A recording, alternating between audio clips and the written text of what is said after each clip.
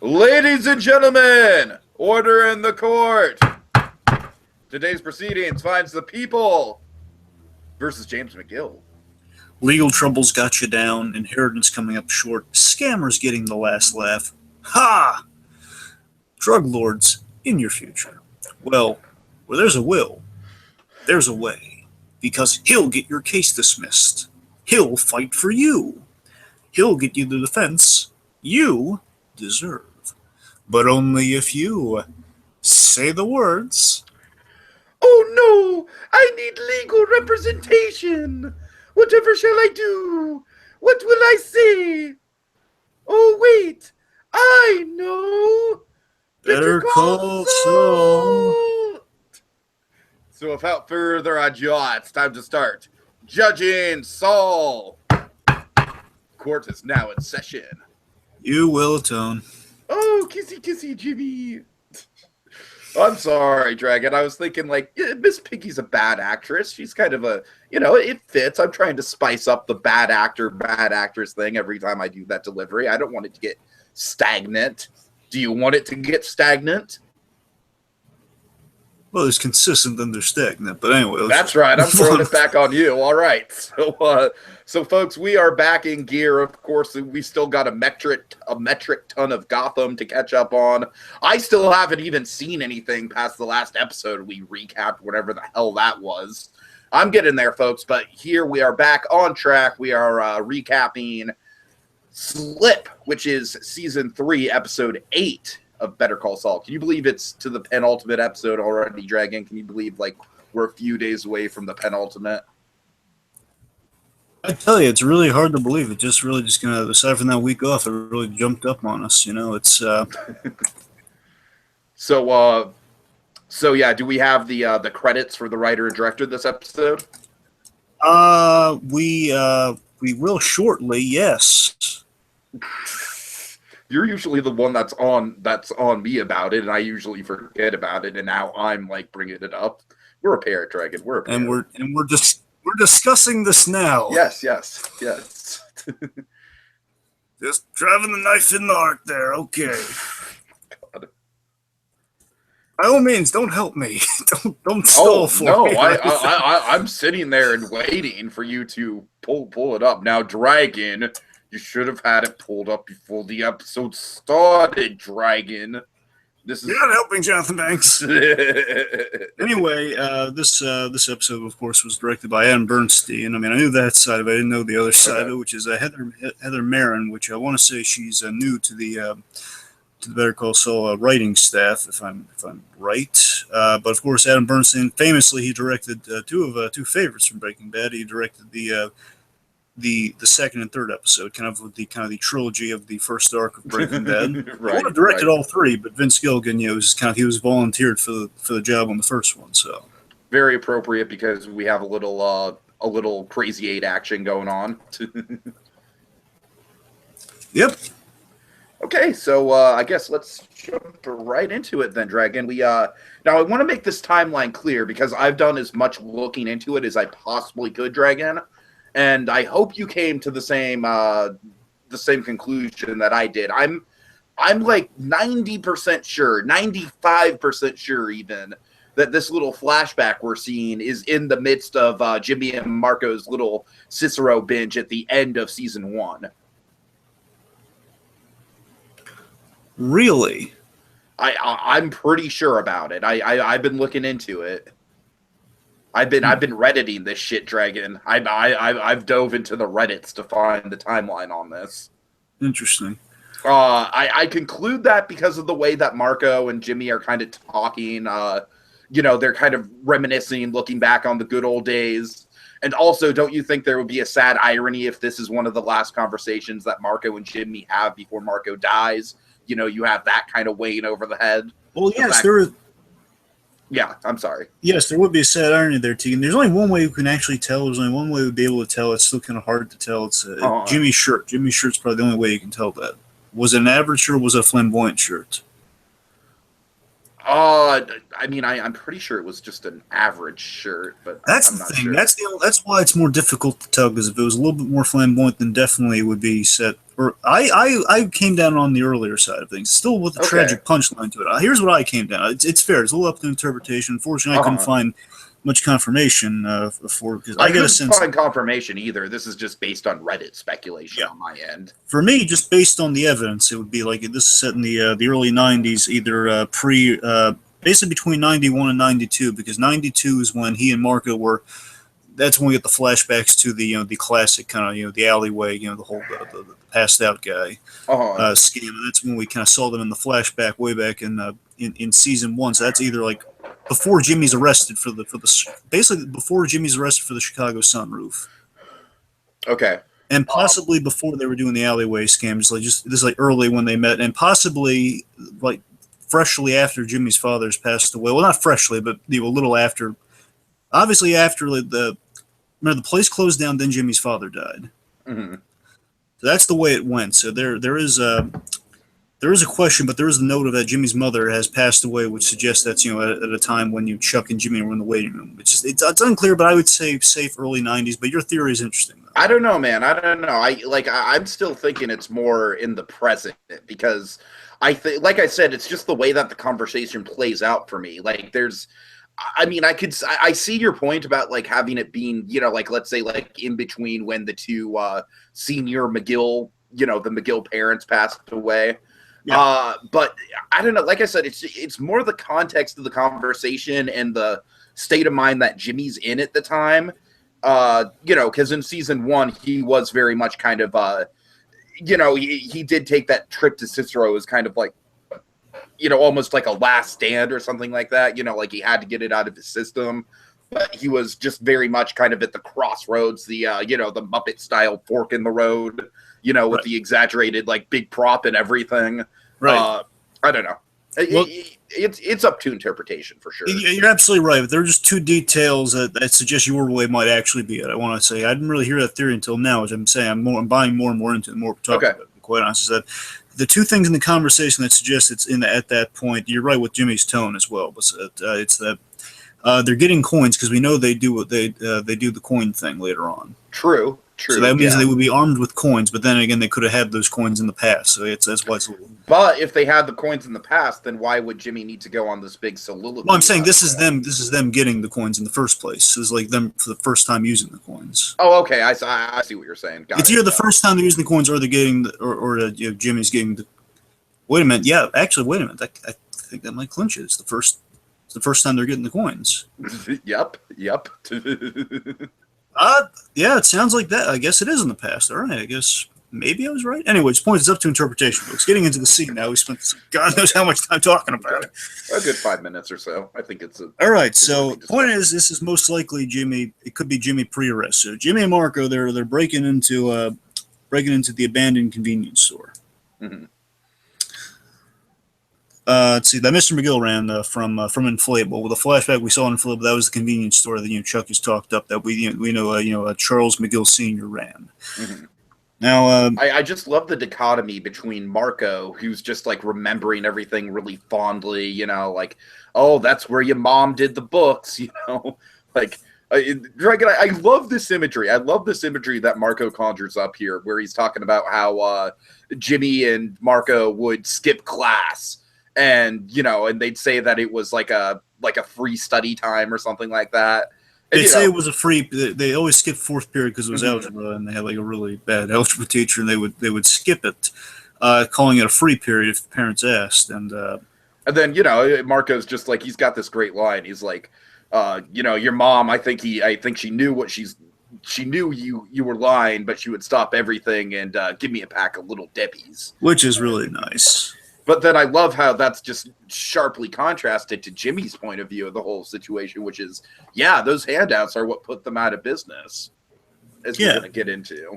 Yeah, so let's see. So, once, first of all, I love the reveal of Marco in darkness, because initially it's like kind of that, we don't quite see him right out the gate, but, at least someone else with Jimmy, and then the flashlight's kind of a neat little reveal. Hey, Marco, he passed away, now he's back. Mm-hmm. Let's see, so... AMC's doing a Walking Dead crossover! Right. So it's suggested that I've told you about the blue math, haven't I?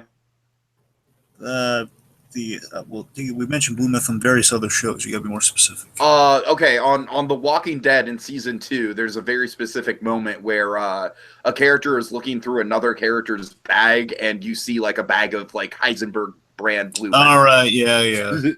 So The Walking Dead, actually, there's some fan theories that claim that blue meth caused the zombie apocalypse, but I don't want to go down that rabbit hole. Anyways, so that's the most I've ever gotten you to engage about a conversation about The Walking Dead.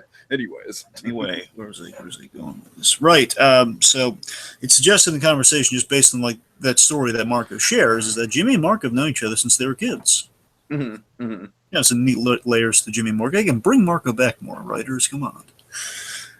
I understand that it's hard to write in flashbacks, and I think Marco works great as sort of this lingering presence over the show that we don't really need to see all that much. No, it's true. I'm just saying I really like, Mel Rodriguez as Marco, and it's always kind of fun to see. And basically, this walking embodiment of slipping Jimmy. I've always got a lot of right. Great stuff with Marco. I and can almost kind of see him as like a Pixar ghost, like a Gusteau or something. yes. And the other thing with Marco you got to bear in mind is that the actor he has another show, which is why they might not go to the Marco card as often as well, because it was kind of not a nightmare. It was difficult to kind of get him available for this thing too. That makes sense, yeah. Let's see, where was I? All right, yeah. Then they shares a little Debbie story. We have a butthole callback with the whole he's talking about the algebra. Odell's algebra. Oh, what a butthole. Yeah. Little Debbie. So Jimmy is there to get his stash of coins hidden in the ceiling. Importantly, the coins are kept in a little Band-Aid tin. Now, people, if they have really good memory, they'll remember this Band-Aid tin. We've seen it before. Have we? It refreshed my memory, Dragon.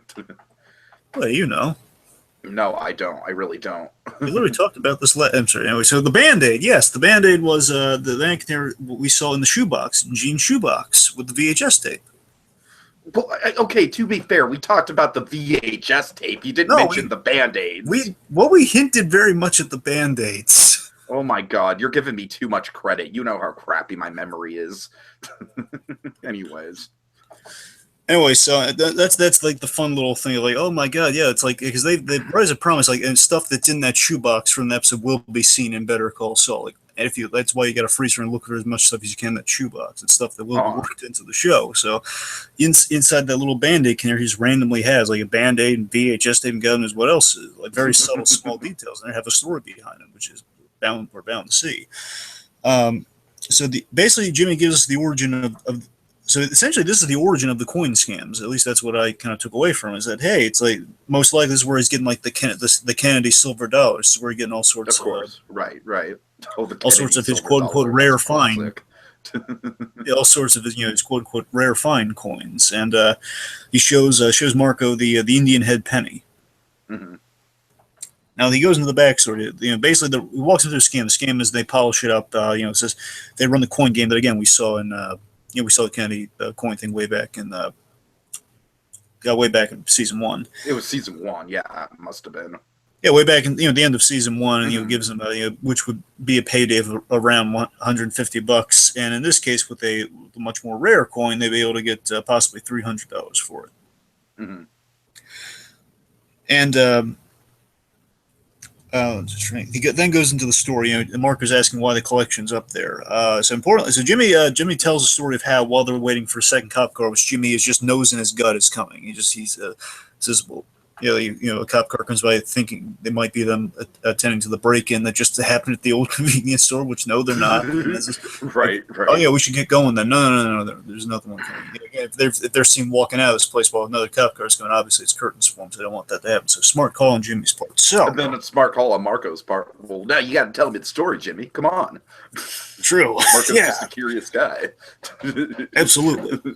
So here's the story. So when Jimmy was 12 or so, there was a guy walked in the store, bought a box of Ivory Flakes and a sixer of Old Style. And I love the Chicago terms, by the way. A sixer of Old Style, like a 6-pack of Old Style. Mm-hmm. Of all like the Chicago kind of terminology. Sure. Chicagoan terminology.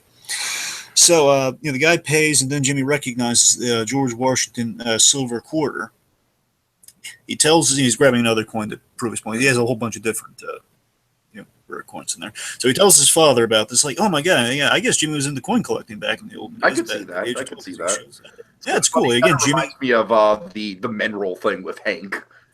Yeah, but it kind of makes sense for Jimmy because Saul Goodman being very money oriented, kind of it's always Jimmy chasing money. That kind of makes sense back in the day, coins. Of course. So he tells his father. I love how the story goes. Where I'm sorry, I don't mean to cut you off. I just kind of want to. You mind if I break in? Can you? All right, break it in. Break it in. So he tells his father. Oh. Yeah. I just think it's really haunting in a way. Just the how Jimmy views his father is just kind of weak more than anything else, and that's his view on him even after death. So we get this image of his father just as soon as Jimmy tells the father that the coin is rare, the father just like bursts out of there, and just chases after the guy, and he even has the quarter taped to the register, taped to the side of the register, or to the counter, taped. No, it's register. He tapes to the register. Is it register? Okay. Yeah. And I don't know, Drag. There's just something so so sad about that. Like I said, just the fact that and that was Jimmy's kind of tipping point in a way, was just okay, my dad isn't going to do these things. I need to start doing these things, and that's when he got into the coins, and it kind of just all slipped from there. Yeah, now, and of course we've seen Chuck Sr. do something. At least we know this to be based in truth, because remember when the guy with the spark plugs, he runs out the spark plugs to the guy like the Dickens. He's running out there, and it sounds so much like something Chuck Sr. would do, just like instinctually do the most morally upright thing, even if it's if it's ad nauseum. Because then there's a little part of the story just so ridiculous, is that he actually. Weeks go by, time goes by, and he a week later he's talking of donating it to Father Mahoney's coin box. Yeah, because it's not his; it's ill-gotten gain. So Jimmy made it disappear, and every day after school, he would check the till again, not to take money, as Chuck would probably misinterpret, but he's checking the till for other rare coins. Like finds that his father would just kind of glaze over, so they wouldn't just be kind of like he wouldn't be giving change like, hey, we can make a profit off this. Sure. And he put them up there for good luck. The idea being like, hey, this was kind of a rare find for us. Instead, it was kind of good luck that we found it by serendipity. Instead of giving away, let's just keep good luck in the store going. Which, of course, they're not so much. There's a moment of pause, and he says, "So much for good luck." And there's an element of sadness to that story. He's. I get a sense in that scene. I could be reading into a pause here, but it's that I think Jimmy in that moment, supposing this is the '90s, just based on Chuck's story, regardless, sure. based on Chuck's story, is that I think Jimmy's feeling remorse over them losing the business and losing his father. I just think in that moment, that's when he's kind of having that so much for good luck would be just like, yeah, and look what the shape the business is in now, and then what happened to his father, because Chuck always said that whether Jimmy actually was responsible for the business going over, he cried hardest at the funeral. So he did have a deep love and attachment to his father, but obviously they had their issues. Yeah, and like I said, it is just it's very sad that Jimmy thinks of his father like that's the first thing he thinks of is the guy who was just like tripping over himself to give things away. Yes. But of course we know, especially in this season, just the lengths that Jimmy is willing to go to just to keep himself afloat, which leads to the great kind of cap to the conversation where Marco's like, well, Jimmy, you should be proud. Everyone loved your parents. They had a lot of customers. And, oh God, this is just... Yeah, this is the back and forth you're talking about. This is like kind of Marco's the optimist and Jimmy's kind of the cynic in the scene where he's just saying, well, it's a shame to lose this place and they never should have bought in the first place. Jimmy just being kind of callously, well, no, they really shouldn't have bought first. My father is not a shrewd businessman. He's yeah, he had a soft touch. He was an easy mark. Yeah, basically, he was an easy mark for he was easily fleeced by all the town deadbeats. Mm-hmm.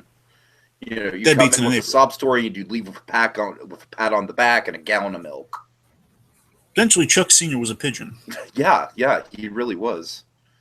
And then I love this part of it too. I love where he mentions that he could have made it work if he wasn't so morally incorrupt. Essentially, he's what he's saying is if he wasn't so morally incorruptible. Because if he sold, if he made strategic business moves, like if he sold beer and cigarettes to the kids from Mary Margaret's. Mm-hmm. But oh no, his father would never go for that. Yeah, he was never going to do what he had to do. There's the line. That's the line. Yeah, that's the line that makes this whole thing just so darn relevant to what Jimmy's going through right now. Of course, yeah, because obviously Jimmy's, he's in a pickle financially at the moment. I gotta tell you, I think this opening as a whole with that line, I think it's such a great act break from the big ending we got from 7. It's like it's like if there were a play going on of like Death of a Lawyer. I hear you. Right. If Death of a Lawyer was like a Broadway show, this would be, it's like, okay, we're ending, like a Shakespearean tragedy, if you will. It's like, okay, we end up like, now the age of innocence is gone, and now now we the reflection of the reflection of the old days, and then we're going forward and like kind of like now the path of the cynic. It's just that cynical mentality is not going to take over.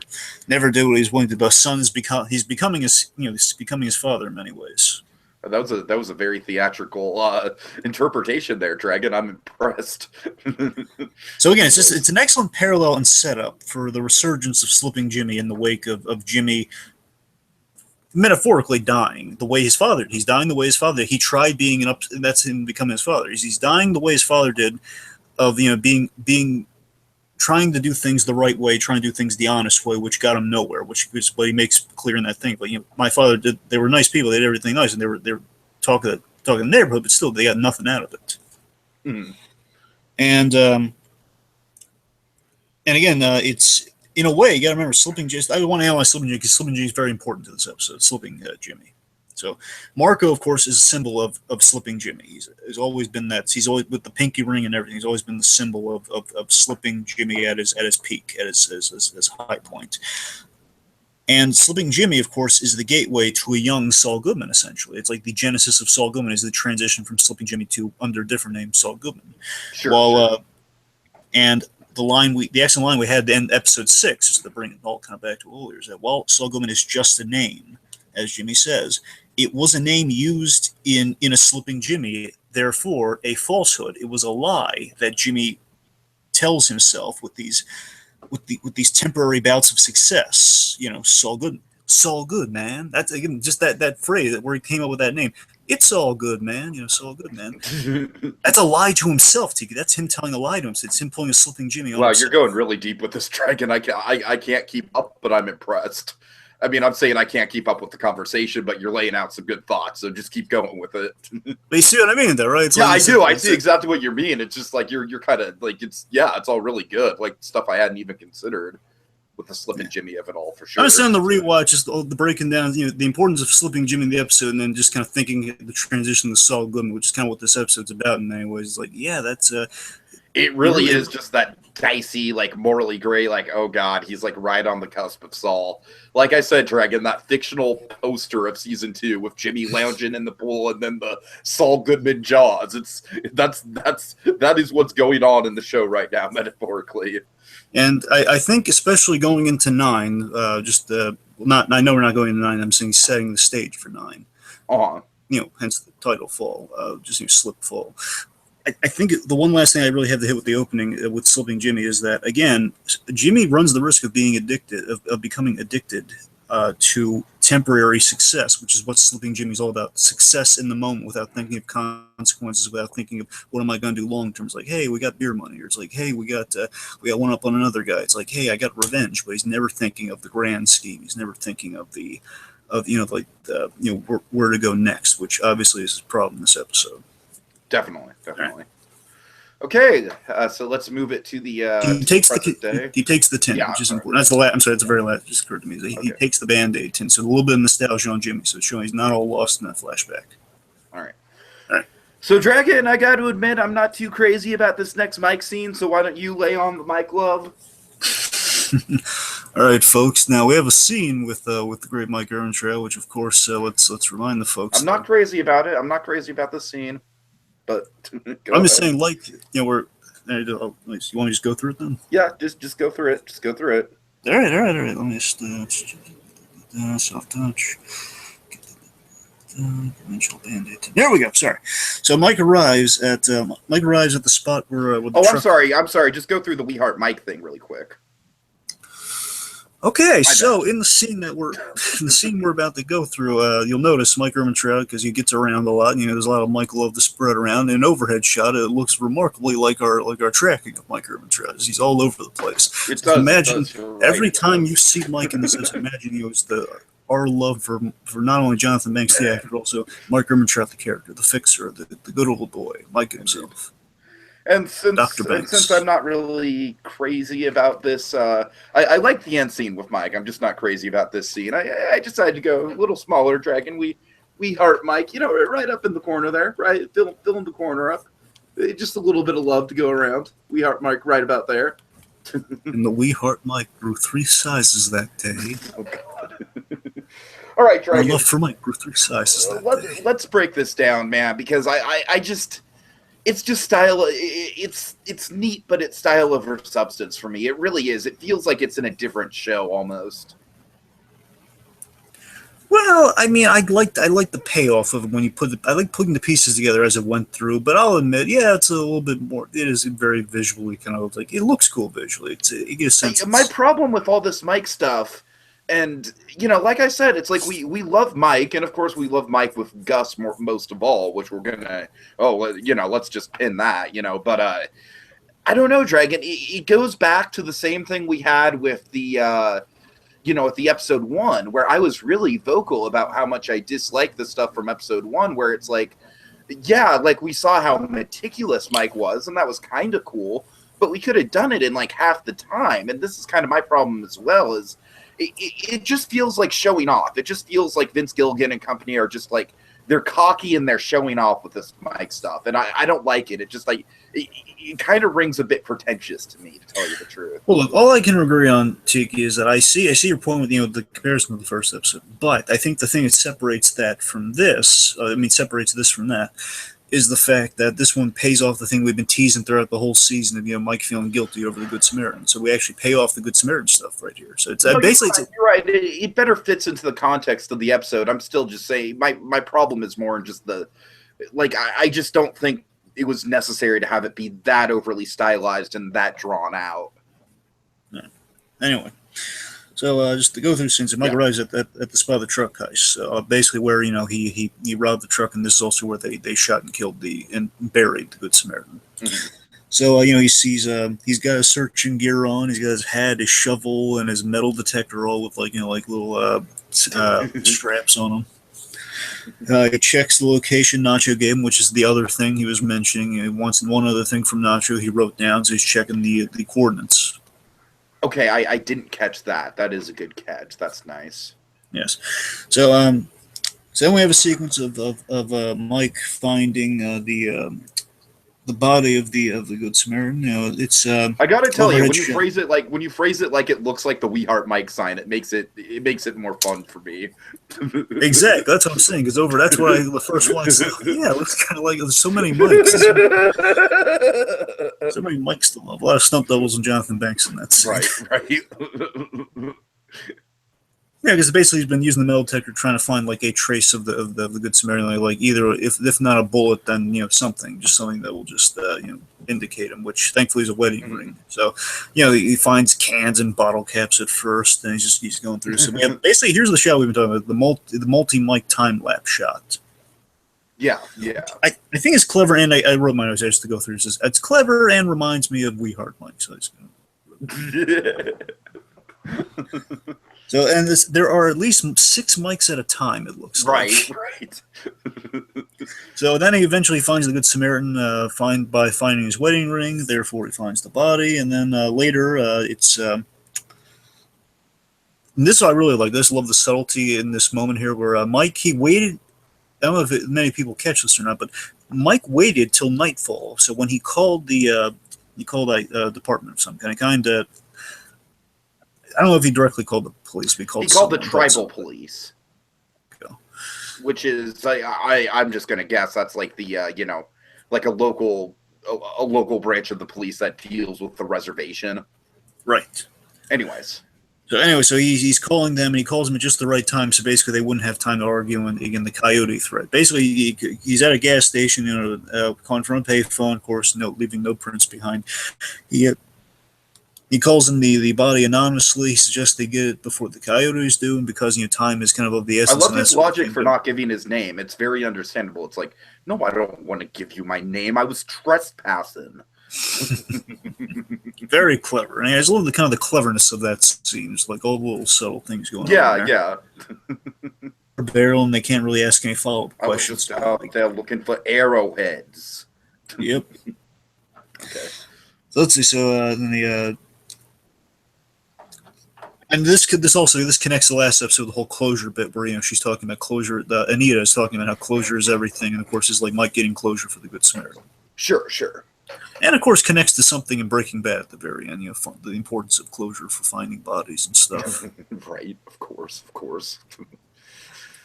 Okay. Once the phone down, scene ends. Chuck. Yeah, let's talk through Chuck.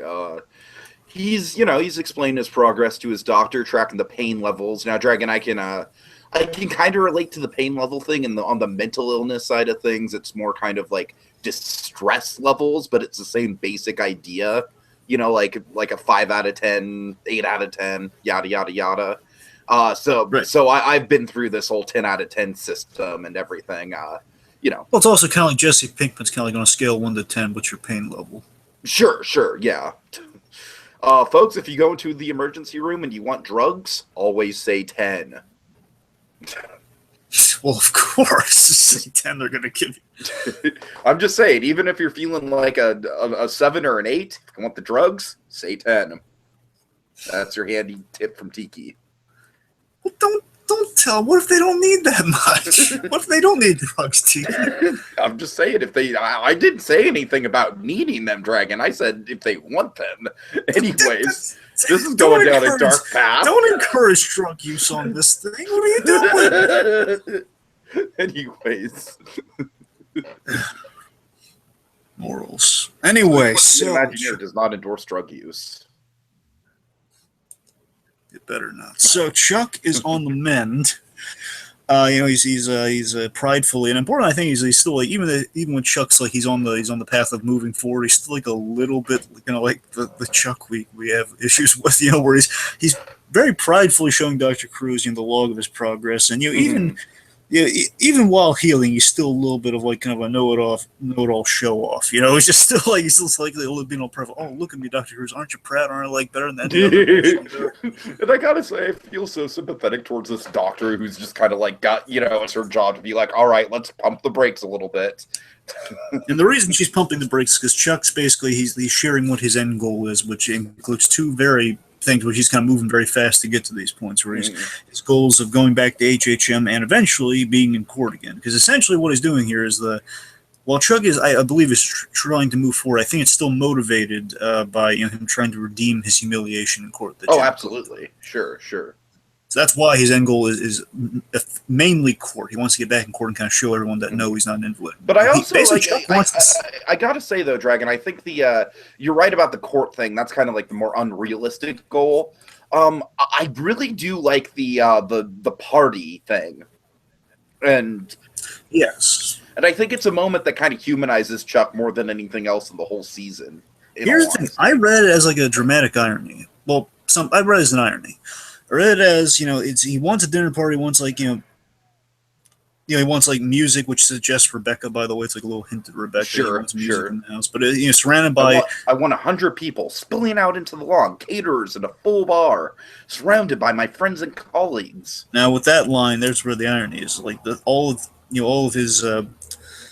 Basically, he's all self-serving and ignorant of the fact that he's alienated himself from all of them. So there are going to be no one wants to go to that party. Mm-hmm. So that's kind of the irony of even if he does get better, he's going to have no one to share with because he's alienated everyone. Also, Dragon, put a pin in the irony of the Chuck party. I'll get back to that with speculation. All right. Put a pin in it.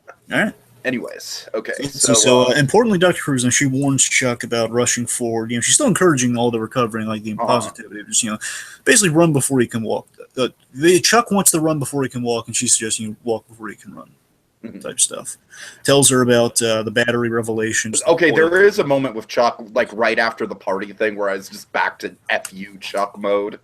He's just like, well, every case is different, Doctor. perhaps I might be speedier than the run of the mill patient. Yeah, It's that's like, the you had me for one sentence, Chuck. You had me for one monologue, and then you lost me again. oh, McKeon, you're so complex. All right. Curses. But yeah, essentially to wrap up what the doctor has to say, she's like, appreciate every step forward, but modulate expectations. Yeah, and also just what Chuck kind of says, he was inspired. What inspired Chuck was, to inspired Chuck to better himself. She's trying to get to the bottom of that, just make sure his recovery is genuine. I guess is just he wants to get better because of the notion that if it was in his head the whole time, Chuck's been subjecting himself to unnecessary pain all this time. So he wants the. I also feel like the line, "What if it's not? What have I done?" That very much speaks to Chuck's self-awareness about how destructive he's been, at least on a social level, if anything else. Yes. I mean, I think Chuck, the thing is, like, I think he knows he's been isolating people socially, and he's okay with that. I don't think he realizes how much harm it's doing him to his professional career. Yes. I think, anyways, go ahead. He really owes Ernie a thank you card. Oh my God. He owns Ernie his job back, man. Come on. Well, he does, but I don't think Ernie will want to work with Chuck again. So I don't think he's. Well, he owes Ernie he owes Ernie the moon, man. He treated Ernie like crap. Yeah. Anyways, don't get me started with Ernie. Okay, let's see. So going from one McGill to another. Mm-hmm. So Chuck, not Chuck. We're going to Jimmy. Give me Jimmy. Jimmy and the film crew. So we picked up. Time has passed. I'm not sure how much, but Jimmy and the film crew are making another commercial for the. Now here's the funny thing, Tina. These guys are actually actual guitar act. Like they have some sort of act. I haven't looked into, but I know that's what they're actual brothers, and they're the Schuyler brothers. Can I hold on? I think you and I might have had a similar experience. When you saw their names in the credits, did you think we were getting the Skater twins back? No. Oh, okay, because that's exactly what I thought, because I didn't remember the names of the actors who played the Skater twins. And then I saw the brothers in the credits, and I was like, wait a minute. I'm sorry. Go ahead. The point is, the Schuyler brothers. I mean, pun. Schuyler. Okay. Got it. I'm dim. Anyways. So just to kind of make it clear, so the nicer one in the beginning is Jason, and Randy's the. They don't really have official names; they just have like what their actual names are, and just the fact that I'm just saying they're famous for like playing guitars and stuff. So I might as well just kind of call them by their names, I guess. Just, Jason and Randy. So Randy's the all business one. Jason's like, hey, you did something nice for us. You made a really nice commercial, Jimmy. Yeah, I'm not quite feeling the love like I would if I heard from Kim Wexler, but I appreciate it. Thank you. So anyway, as they're filming the next commercial, they're kind of getting all the makeup on Jason and everything. Then Randy shows up, and he's in a particular bad mood. He's questioning the workings of Saul Goodman Productions. How could you question a production that has so many star wipes? Yeah, it's like such a legit business. Absolutely. So basically, he's like asking. He talked directly to KWVB. I think that's KWVB. Okay, I'm gonna doesn't matter. The station. They called the TV station. Yeah. Anyway, so basically he called and got an estimate and everything, and pretty much learns that Saul Goodman doesn't directly work for them. Mm-hmm. And then, of course, Jimmy mentions. I love Jimmy's always puts focus on the semantics, because every lawyer will definitely put focus on the semantics. Where, hey, I never claimed to work for the station. Saul Goodman, is your way of cutting through the bureaucratic nightmare, and he reminds him of their deal.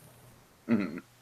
The first one's gratis, and now the elite package, 7 commercials for $6,500. And then Randy, I believe, mentions that the station quoted Randy $450 per ad, so per commercial. Now, that's essentially what this suggests is with the $850 that Jimmy's charging. Essentially, with that $6,500 for the 7 commercials, he's getting a profit of $1,400 for that. He's basically getting $1,400 more than what I don't mean just a profit here. I'm saying he's adding $1,400 on what he needs. That's not a bad chunk of change right there. It isn't. But just the point is, so they're calling him out saying, "Wait a minute, you're charging us $400 extra essentially per commercial." Mm-hmm. So Jimmy tells them that is for the air. And again, like Jimmy's not necessarily lying right now. He's saying, No, that's he really isn't. He's pretty much playing by the books at this point. absolutely. He's telling you that that's for the airtime only. If you call them, they're going to tell you that's for the airtime. But if you want airtime production of 7, top of the line commercials, that's definitely gonna increase. And then what we have here is Jason, I believe. Jason points out the fundamental flaw in Saul Goodman Productions, which I didn't consider. Yes. Here's the funny thing. We didn't consider this, but I love that the writers, they kind of knew this was coming, so they actually worked together. It's like I used to watch Price is Right with my grandma all the time, Dragon, and like you would see the same commercial run for like, legal practices and whatnot, like the same commercial run for years. The same one, no changes. So yeah, this is definitely a realistic, logistics issue. I can totally see this. It is. I just love this idea that this is something that we're so sucked into Saul Goodman stuff and like all this commercial venture Jimmy's right. We didn't we the audience really didn't consider it, and the writers were smart enough to realize, oh yeah, well there is definitely a big flaw with the Saul Goodman Productions, and we got to address it somehow. I just love the fact they did, and we didn't notice until they go over in the scene here where I just love there's this glaring fundamental flaw that no one, even Jimmy, caught. That right, exactly. Because again, Jimmy's just so desperate at this point. He doesn't really kind of think it through. Like basically, he's trying to unload these as soon as possible, which is why he's saying basically if he did separately with the 7 different clients, then he'd be golden. But he's trying to sell all the one. So basically, the fundamental flaw, of course, is that why get 7 new ones instead of us just running the same one? You're paying for the air spots only for the one commercial we shot. Right. Dumbfounded in the moment, then he points out that, well, here's something for starters, we had an agreement. We had an agreement. Jason's sympathetic. Jason's sympathetic because he says, well, he made his commercial shoot it for free. Yeah.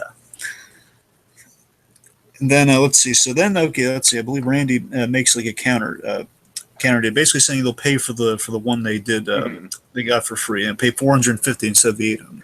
Basically, we'll pay $450 for the free one. Then we'll take it from there. Which suggests maybe they're going to use him, but they won't go for all 7. Right. Which I mean, that's fair. And then Saul's ego just kind of comes out right here, and he's like, "Yes, well, technically, that commercial is the intellectual property of Saul Goodman Productions." Essentially, like Saul Goodman would, in a callous manner, he reminds them that he holds the copyright, which means they can't use the commercial without his say-so. And then we kind of have like a founder style moment right here. It's like, absolutely, it's our faces, it's our store. Yep, but of course, it's under the Saul Goodman banner. That glorious name. McDonald's. I just had to have it, boys. We need to talk about that movie soon. It's growing on me the more I think about it. Anyways. It's really good. So let's see. So Jimmy, after the Saul Goodman moment, then the brothers, they're obviously this rubs the brothers the wrong way because okay, this guy we were having like a little familiarity with. He's obviously he's really cutthroat with this, so no deal. And then he unnecessarily insults the UNM student film. Yeah, this was a low blow right here. Yeah, come on, guys, we can get those. We can get students. Yeah, talks about them like they're trading cards. Yeah. Yeah, we can do it ourselves. And here's the insulting thing that I actually on the rewatch I took more offense to with Jimmy is that the brothers say we can do it ourselves. We can reshoot the ad, essentially saying we're going to shoot the same exact thing. Right. But with our but basically we're going to recreate the commercial you shot. So it's going to be the same thing, but with our own guys, which is really insulting. Right. Because remember they're in the commercial too. It's like Jimmy's not in the commercial. Jimmy's only in the first commercial. It's like everyone else like in their own advertised commercial. Mm-hmm. So the brothers again, and so just to address like the moral dilemma here. So the brothers are right, but let's be fair. They could have at least, they could have bought like a commercial or two, and to reward Jimmy for the work in the business that he's given him. I mean, especially because like if the commercial didn't do jack diddly, then that would be one thing.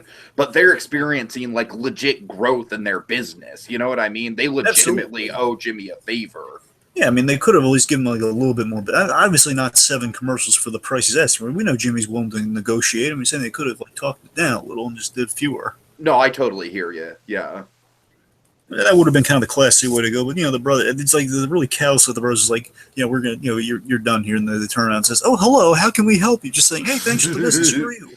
Right, So Jimmy is yet again screwed out of the job. Enter the rebirth of Slipping Jimmy. So again, importantly, not Saul Goodman necessarily, but Slipping Jimmy. I mean, it's very appropriate that it's Slipping Jimmy, given what he does. Absolutely. So Slipping Jimmy is a very. I love this. This on the rewatch that really got me. Is that he very seriously instructs Kid Kubrick. Yes. He's not like having his little run around, his little banter with him. He says, "Hey, don't give me lip. Keep the camera rolling." Because again, it's very desperate. He has to open the slip. And not only is it just a Slipping Jimmy scam, it's like the epitome of Slipping Jimmy by namesake. He just says, it doesn't keep the camera rolling and pointing in the right direction. So Jimmy very casually just kind of drops the drumstick with his foot. He walks over to the brothers. He asks, "Are you sure? Like, is any wiggle room on this?" And they say, "No, get out of here." As they're telling the clients, the store is very popular, a lot of witnesses. He wishes them luck. Again, does something very positive in front of witnesses. He's very polite. Yes, he's exceedingly polite. He wishes them luck in their future endeavors, and then he walks back and on the drumstick, he slips, and my God, Slipping Jimmy lives up to his namesake. Just slips and falls. Dragon, I'm dying to know on the Insider podcast. Like, this must have been one hell of a stunt to film, right? If I'm right, but what they said, how they did this is they mapped someone else's face onto a. I figured it wasn't Odenkirk taking the fall. Yeah, because this was a very impressive fall. It was. It really was. They put someone in a rig and a harness, and they race the wires. But also, it's they shoot. I would assume they'd shoot a few ways, but also it's a face replacement on stunt. Okay. They put Odenkirk. They did this with Cranston. They did the same thing with Cranston when he fell in Fly. Gotcha. Essentially, it's a less deadly fall than in Fly. But, right. Still, right. Very. Really I mean, it's still. It just makes you cringe when you see it. You know what I mean? It does, and it's the idea that Jimmy he's so desperate. He's got to do not only just again. Has to quite literally fall. And again, it's been many years since this is like the first thing. This is the first Slipping Jimmy he's ever done. He's always been falling on ice. Mm-hmm. And he's not exactly a spring chicken anymore. So him falling this down, I have to go back to like kind of what behind the ears days of Slipping Jimmy. It's not going to tickle.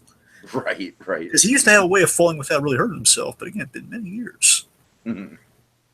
Let's see. So then, as Jimmy falls, he's actually hurt. So let's make that clear. He's actually hurt. And he's like the boom guy doesn't know what the heck's going on. I love how at first he's very reluctant. Like, no, don't call an ambulance. I'm fine. Because that's the scam. He can't call for an ambulance. Of course. And then he's like, actually, an ambulance would be a good idea. The part of you have to wonder: is he really asking for an ambulance? Because he looks. Yeah, right. Again, with those pain meds, folks. Jimmy, say you're a 10. Say you're a 10. Don't encourage that. I'm sorry. Anyway, I'm bad. God, trying to get us arrested. It's all him, folks. It's all him. Oh God, relax. Anyway, what's the all right? So Jimmy falls, ambulance, no ambulance, and then he says to him, "I hope you." He asks the brothers, "You have liability insurance, right?" Oh God. And then I love how it's such a good cut, right? Like we can just use our imaginations to know how that scene plays out from there. And while we see kind of what Jimmy's been up to in the day of kind of success through great pain and anguish, we have success through not great pain and anguish with good old Kim Wexler. Sure. So, we have Kim and then Paige and Kevin. Kevin just seems like such a good boss, Dragon, doesn't he? I love Kevin Wachtel. I really do. He's great. I mean, like, I would legitimately watch, like, a Paige and Kevin spinoff show. I really would. At the very least, like a web series, Right. They just seem like such... Mesa Verde. Like, I said this before about Paige. I said this last podcast, but it applies to Kevin as well. Like, the thing I love about both Paige and Kevin is that they're both, like, consummate professionals, and yet they're not afraid to, like, tear down themselves and make fun of themselves and, like, sort of the ridiculous, like, pompous nature of their positions. Absolutely. Kevin's all folksy and stuff, and he'll poke fun at, like, the cowboy imagery of Mesa Verde. Right, yeah. It's really fun. So they're essentially now. By the way, I love this. This is the same restaurant from the Schweiker and Coakley, the lawyer from That Schweiker makes and sense. Coakley, who was one of, I believe, it was Schweiker, Rich Schweiker. The guy who was trying to poach Kim. They met in this place. I recognize it by the drinks and the framing of the ballet. Right. So they're toasting to they're toasting to basically putting kind of putting the Mesa Verde at rest, at least for the moment. A good day's work, so to speak. Mm-hmm. He's congratulating Kim, but he also mentions he's kind of doing under the gun because he's mentioning a 2:45 tea time at 4 Hills. Oh man. Now, here's what I didn't catch. They do this twice, and it's fantastic. Okay. So here's the first time. So they mention again.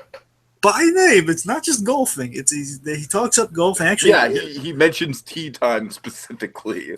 He mentions tea time. The two worst things you could say. It's like the a certain character. We won't mention who because he's about to show up. But a certain character, we know, loves golf and tea. At least by our approximation, loves golf and tea. Like the two worst things you could say. The two worst things before you have like a disturbance of the force. This character is feeling like I'm being summoned, like a Beetlejuice summoning almost. It's basically Beetlejuice, yes. So Kim, by the way, it's also mentioned, this might be a setup for saying that Kim also plays golf. Yeah, I like that little note. Yeah, and I like how she explains that it's just because she had nothing better to do in Nebraska. Yeah, it's also feeding a certain shipping thing people have been throwing around. You're talking about Reddit, I'm talking about another shipping thing that's been going around. Okay. So then Kevin's mentioning, a big important plot point for the next episode, Kevin's mentioning that a driller friend, someone involved in oil drilling, I believe, a driller friend of his, Billy Gatwood, is having an interstate issue between New Mexico and Texas, and his lawyer was in over his head and he had to be fired. So Kevin mentioned Kim, having Kim work with him to Gatwood, which Gatwood has interest and he needs a lawyer right now. So he'd love to talk to Kim about it. Now, if only Norma Bates had Kim Wexler when she was dealing with her interstate issues. Oh my God! If right, best, right, I would die for that crossover too. Therefore, Megan and Ray Seahorn in a scene together. That'd be great. We need to bring down Lee Berman, Kim. Why? Because he's a dick. All right. Oh my God! That'd be the most pleasant interaction. That'd be pleasant overload. Just those two being in a scene together. Yep. Oh my God! You have a really nice hotel, Norma. Oh my God! Oh God! Don't tease me. Okay. That's perfect. Don't tease me. Yep, it is. So speaking of, let's not bury the lead. So mentioning tea time and golfing, yes. I love this. I love how Beetlejuice is summoned. Howard Hamlin, folks. Of course, we know him and love him. The great Patrick Fabian playing Howard Hamlin. He shows up the minute golf and tea time is mentioned. He arrives. That has to be intentional, man. That has to be intentional. The fact that they do it twice, it has to be. They do it twice. Right. We're gonna. No, I don't mean like this. I'm saying later on in the scene they do this again. Okay. I think they actually I think they might have used tea time again. I'm not sure, but anyway. So let's see. So Howard enters with clients. That's important. Howard enters with clients. Kim, she's a little distracted by that, but she's still staying focused. She's flattered, but reminds them that reminds Kevin that when she promised at the very beginning that Mesa Verde would be her main focus. So obviously she can't really take on anything else additionally to be loyal to the client. And Kevin has all the confidence in the world in her. Well, hey, you've taken everything else we throw on you. Paige just kind of stepped in, reminding Kevin, well, she's got a lot on her plate. Right. Again, being nice about it, just like, she's let's not overwork the poor girl. Come on. Mm-hmm. Kevin's like, I have all the confidence in the world in Miss Wexler's abilities, essentially. But again, Kim's flattered, but and before she can really before they go further in the conversation, before Kevin continues to sell her further, things get really interesting. Oh God. Yep. And I love this in the back. You see Howard over Kim's shoulder. I love the framing of this. Howard over Kim's shoulders, out of focus, but we know absolutely who it is. Because again, as Patrick Fabian, he loves to get in character. This line they mentioned the Insider Podcast. I'm still geeking out over it. He puts on the suit, and that's 80% of the job. He thinks to himself, "I'm the most well dressed man in the scene," and you can tell in the racked focus, he is the most well dressed man in the scene. Yeah. But you're absolutely right, though. I do love I love the framing on this, where we see him like politely excusing himself from the table he's sitting at. Like Jaws is about to strike. Oh God, right? Golf. Oh God. No, but all seriousness, Howard shows up, and what he does here, boys, is many people are interpreting this scene in various different ways. So Howard walks over, he interrupts to say hi and praise Kim, essentially. So right out of the gate, Hamlin says, "Sit, Kim." Kind of very, very kind of sounding like an order almost, like Kim's about to get up and greet him, and he just like, "Sit, Kim, sit." Mm-hmm. Right. And of course, that does not sit well with Kim. And the delivery on it's like very sharp and like almost like a owner commanding its dog almost. That's sort of like it's sure.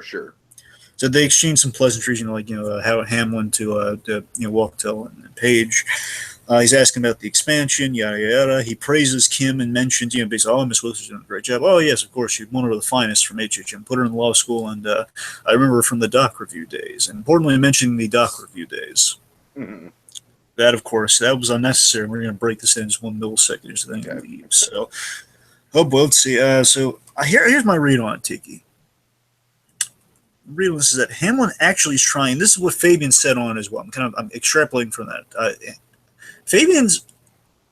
He gets so in character with Howard Hamlin that he reads it as actually being nice in this scene. He actually is being nice and well mannered, which I can kind of see that. He's seeing I can see that, Kim and the respectable things. Okay, I see a former colleague. We both know each other is here, so I'm going to go to them and say hi and just make with the pleasantries. And I think that is true. I think it's very, very genuine. I think it's absolutely. Howard never sees himself as the bag. He's just the guy who wants to keep HHM spending. That's the way he plays Howard Hamlin.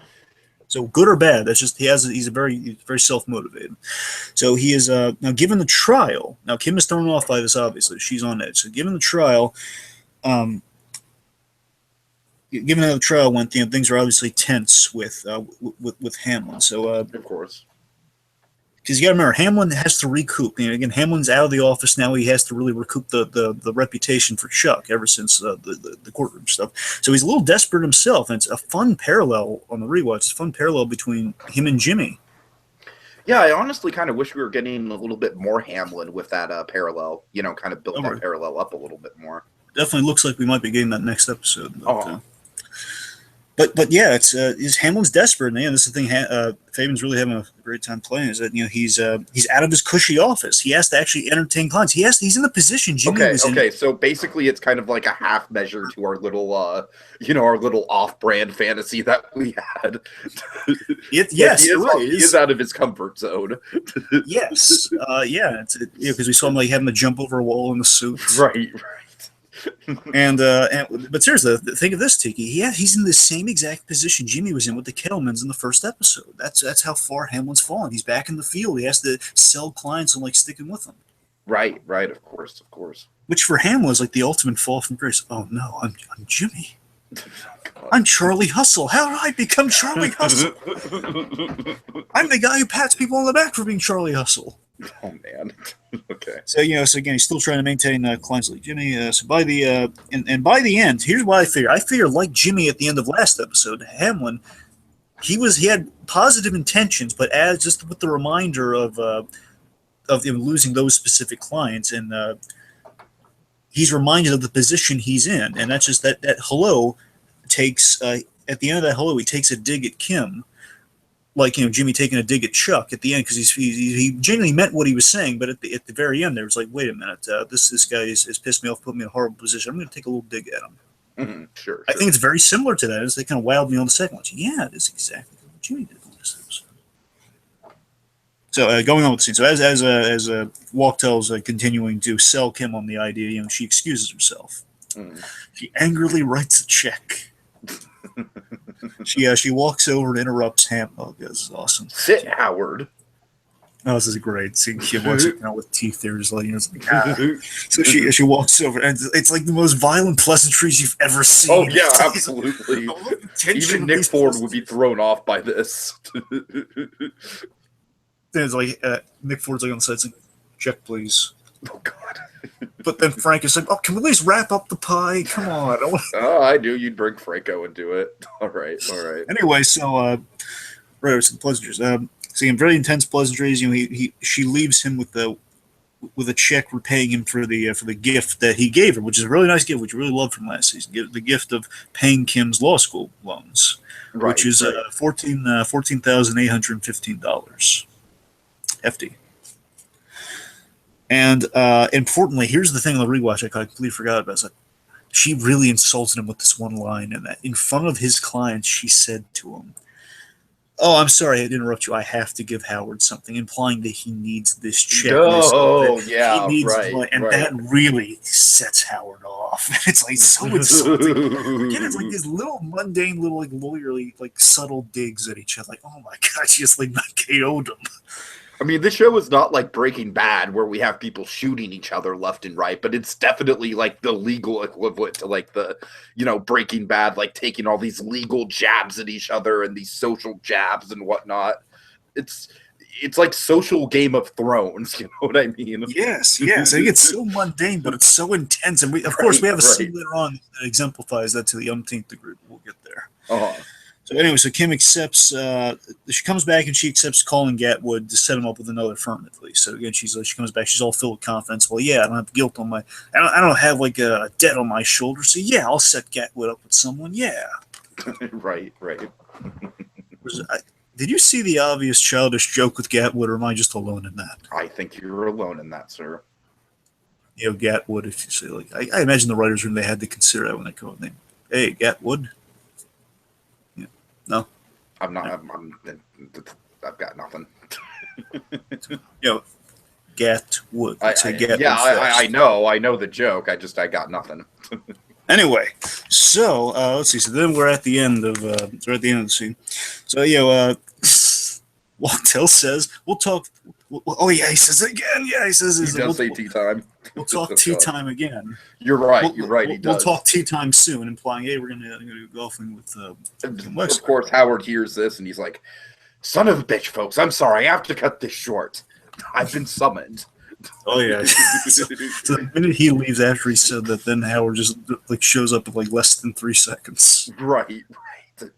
That's what I'm saying. That has to be a reference. Come on, the minute golf is mentioned, then Hamlin shows up. So, okay, and this is like one of the most vicious we've seen Howard. Yeah, Howard v. Kim. He's really not taking it. Wexler versus Hamlin.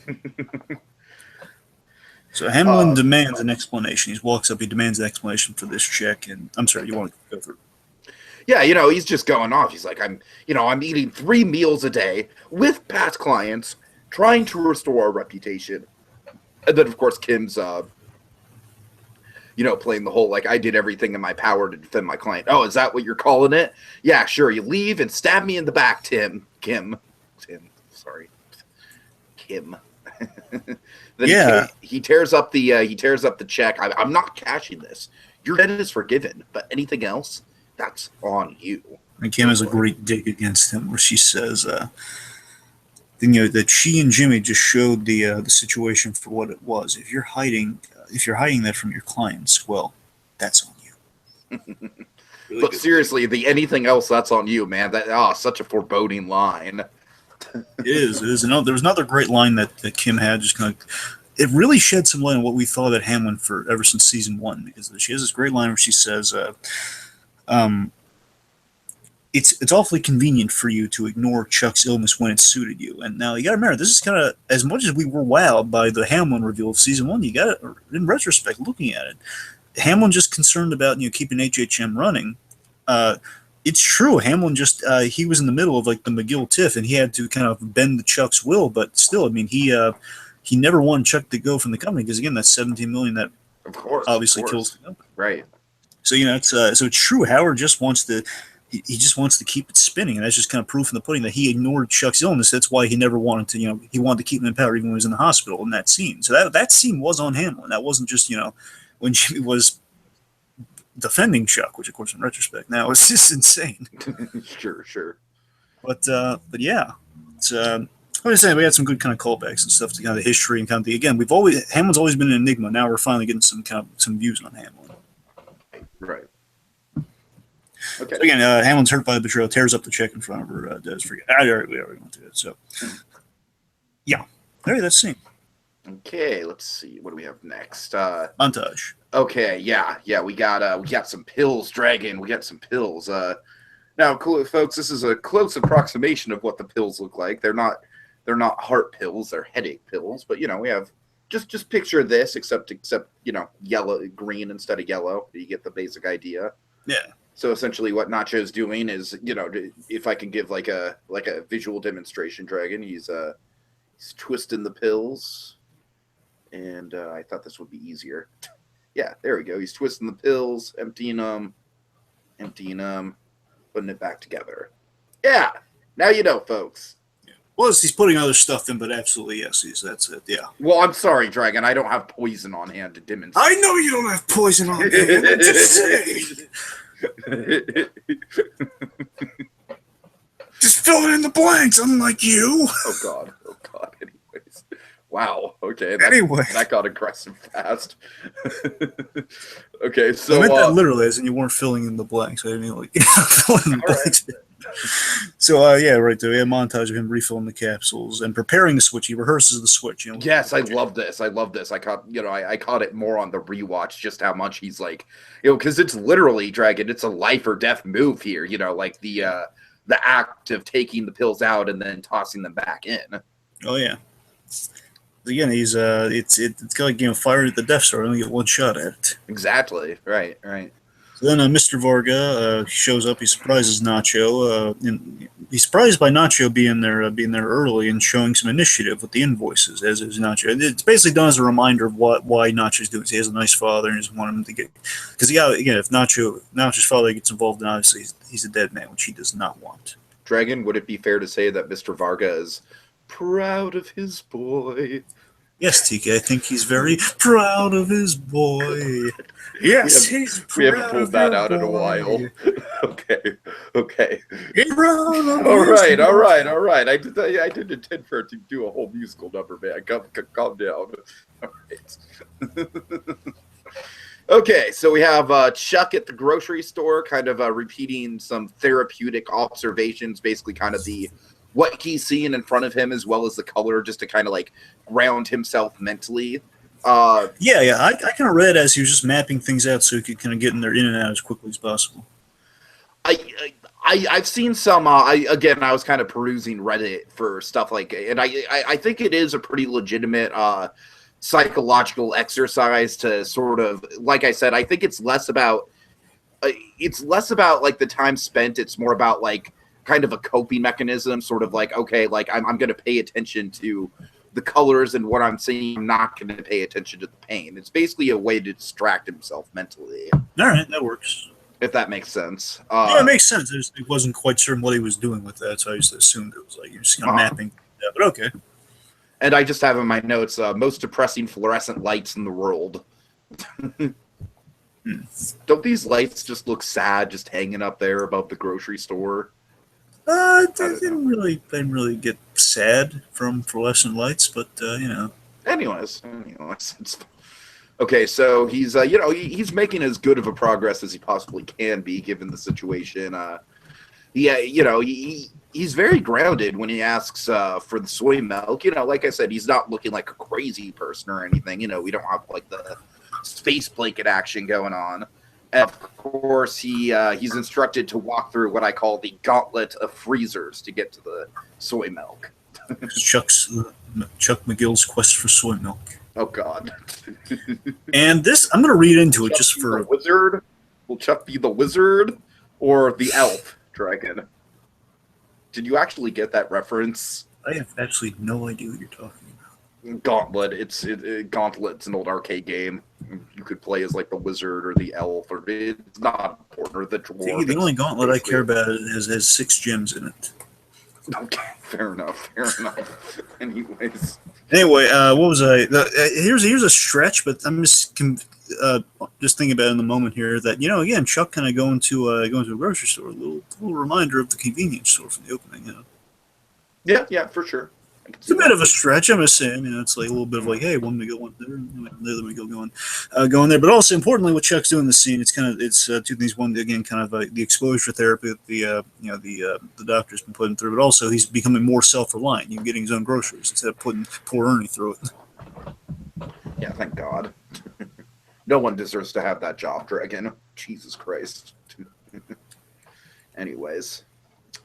Okay, so we get a very dramatic, he's walking through the freezer. He's repeating what he's saying, repeating what he's seen.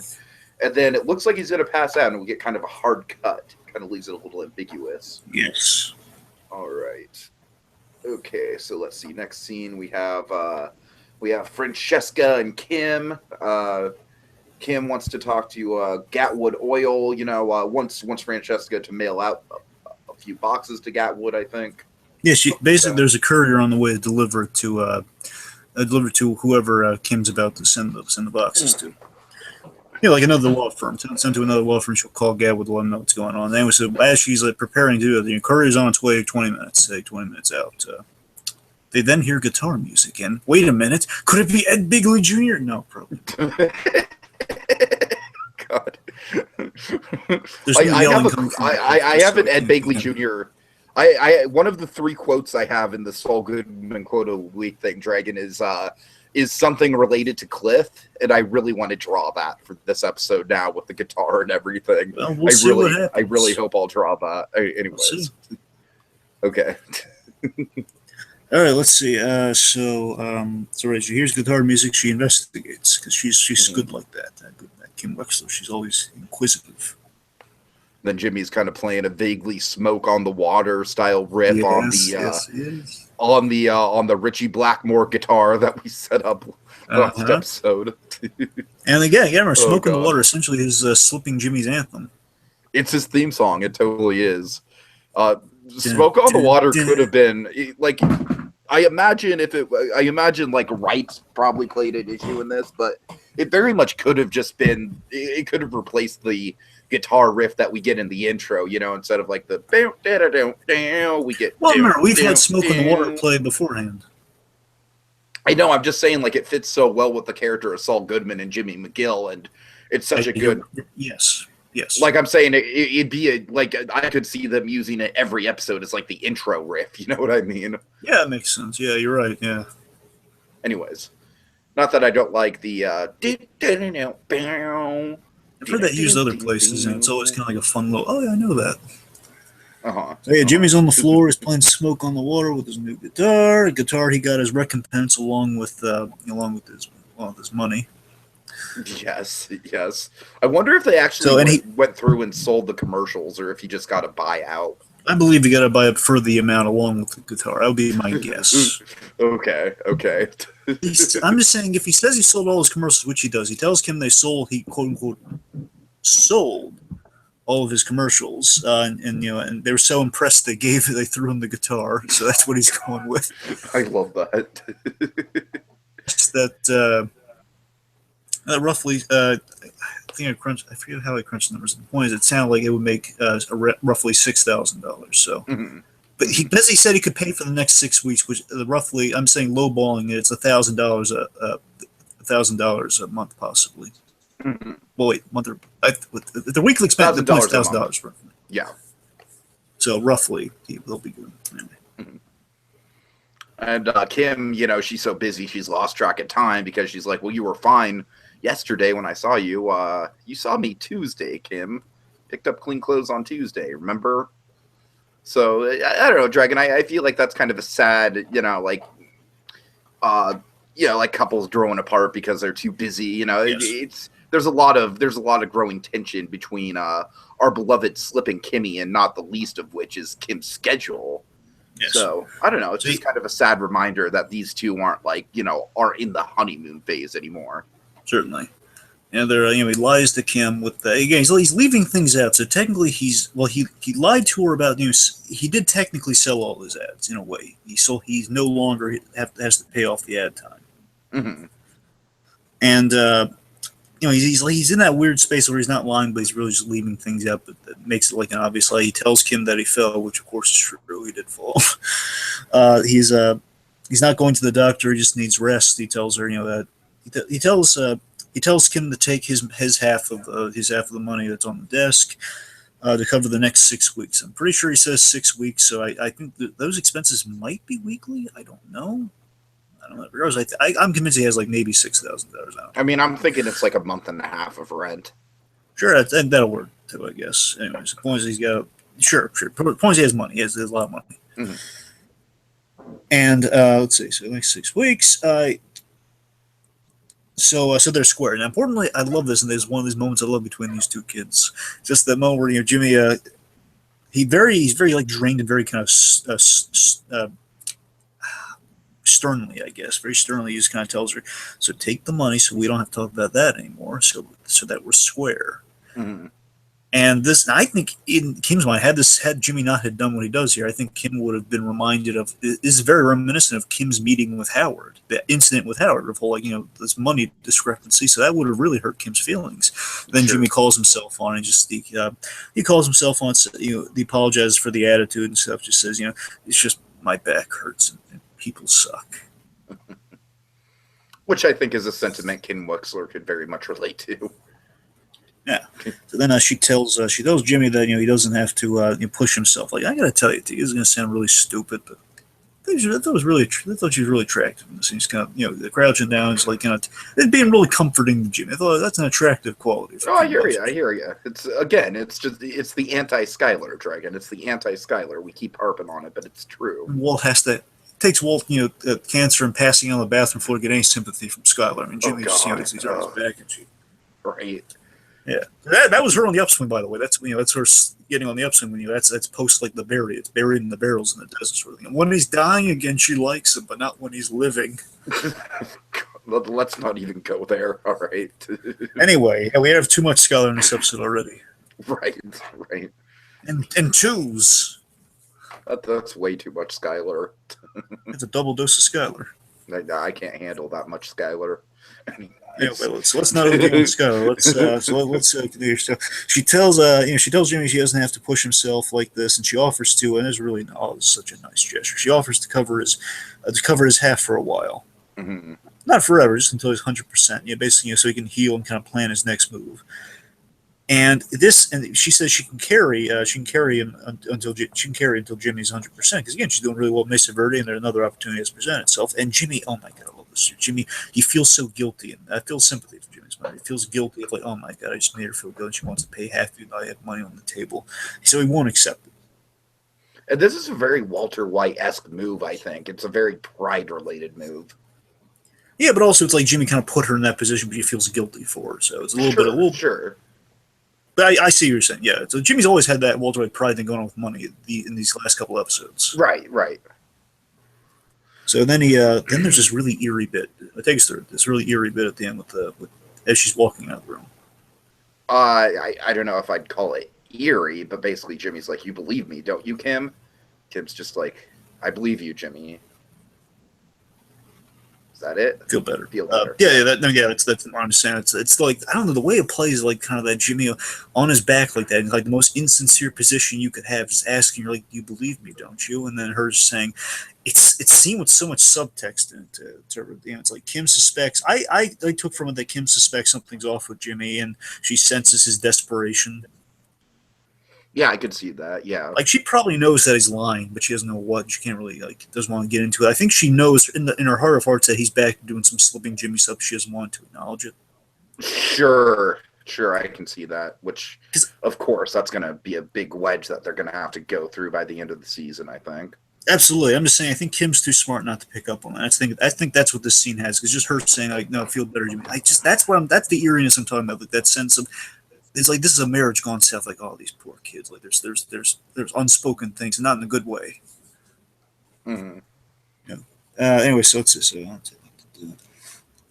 a way, I think, and this is like reading on Kim Wexler for one moment here before we continue with her, is that I think in a way the reason she tells Francesca to cancel the courier because now she's taking on the Gatwood thing to talk over and most likely take the job. And with that moment, that suggests to me that she's constantly compelled to help Jimmy, like the way he helped her with the Mesa Verde thing, and that's why she's taking this on. You know, it's like to balance out. It's not, one, to kind of repay Jimmy, because she's always repaying people, like we saw with Howard. She doesn't like being in people's debts. The closest thing she's been to with that has been Jimmy, but she has a mutual attraction to Jimmy, so it hasn't been exactly weighing on her the way the thing with Howard was. Right. And I think she's also trying to balance out kind of the karma over the guilt of, like, you know, the Mesa Verde thing with Chuck, you know, like, oh, what happened to Chuck, which we've seen she's been contemplating making mistakes or being really overly critical of herself. So she's been kind of a glutton for punishment with stuff like this. Maybe she's overworking herself because she in some way feels she needs to make a mistake like Chuck. Yeah, I could see that. I don't really. I see what you're getting at. I'm sorry. Once again, you're kind of reaching a higher level than me, Dragon. I haven't heard this at all. So I see what you're saying, though. I hate when you put me in this position because I don't really have anything to add when you're, you know, so eloquently speaking your mind. But well, okay, all right. I'm so sorry. Well, I'm saying, no, I'm sorry. I'm sorry, man. It's like you know, you go on this big soliloquy, and it's like, yeah, it's a good point. I feel like a shitty podcaster when you do shit like this to me, man. No, I just wondered if you wanted to kind of weigh in on that, if like, yeah, wanted to agree or what you do. So anyway, you're putting me in a spot, man. All right, Chuck surprises Howard.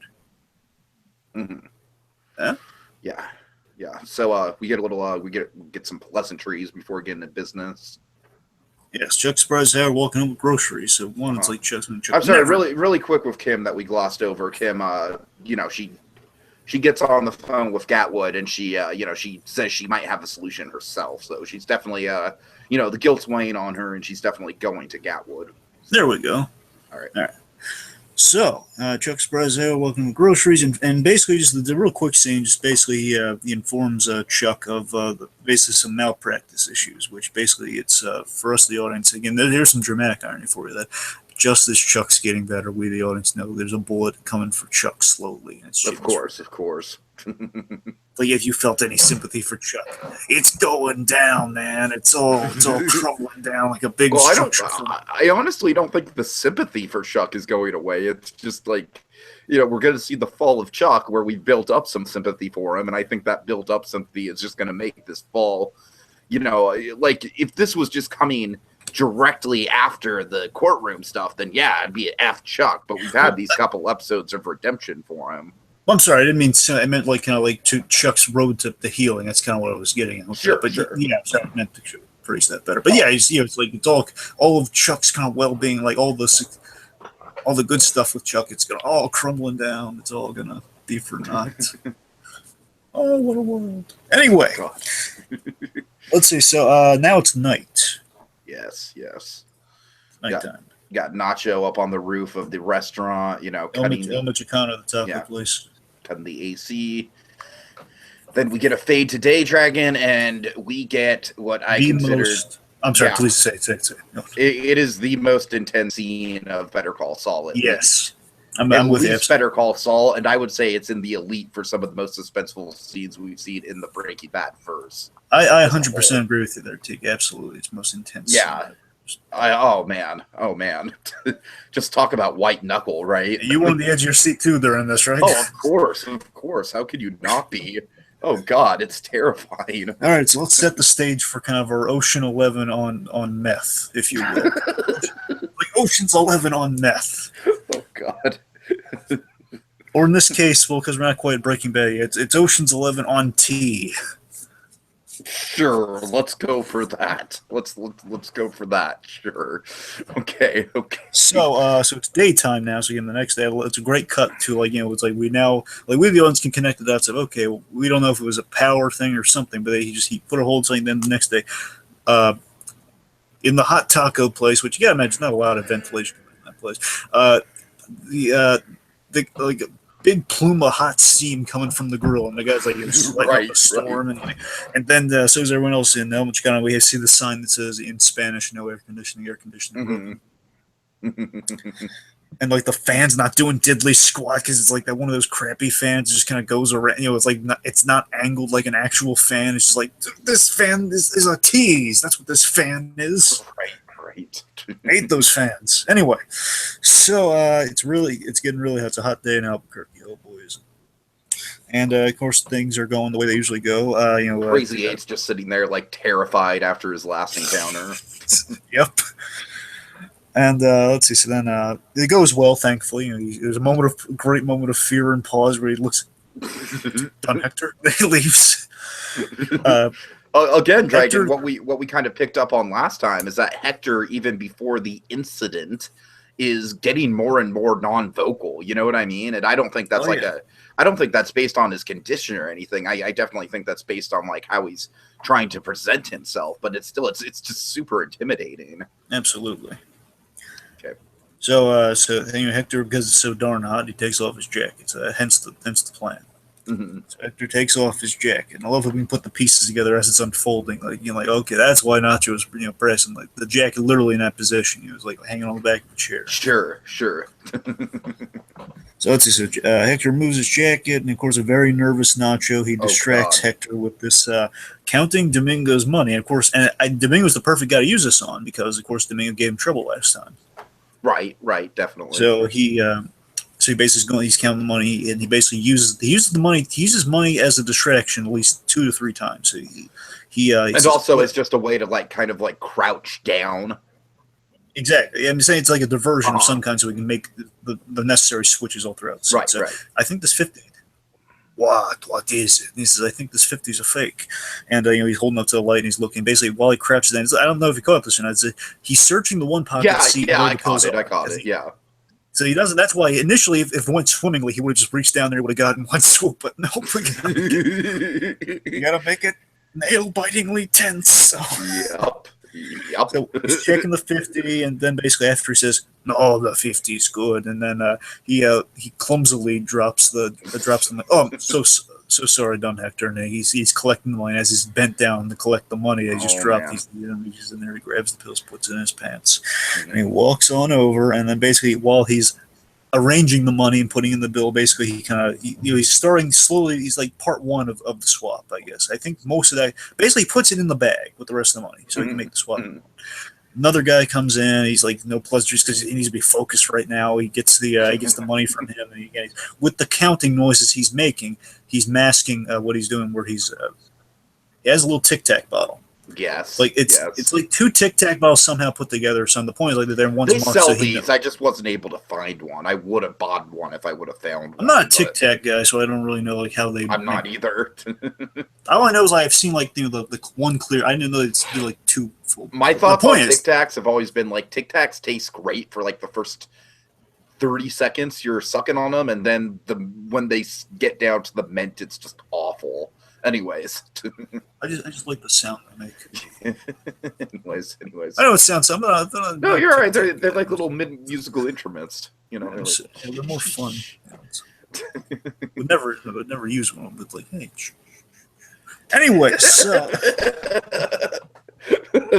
riveting podcasting. I'm not just gonna buy Tic Tacs to make like a maraca sound with. I'm not crazy. I'm just saying like.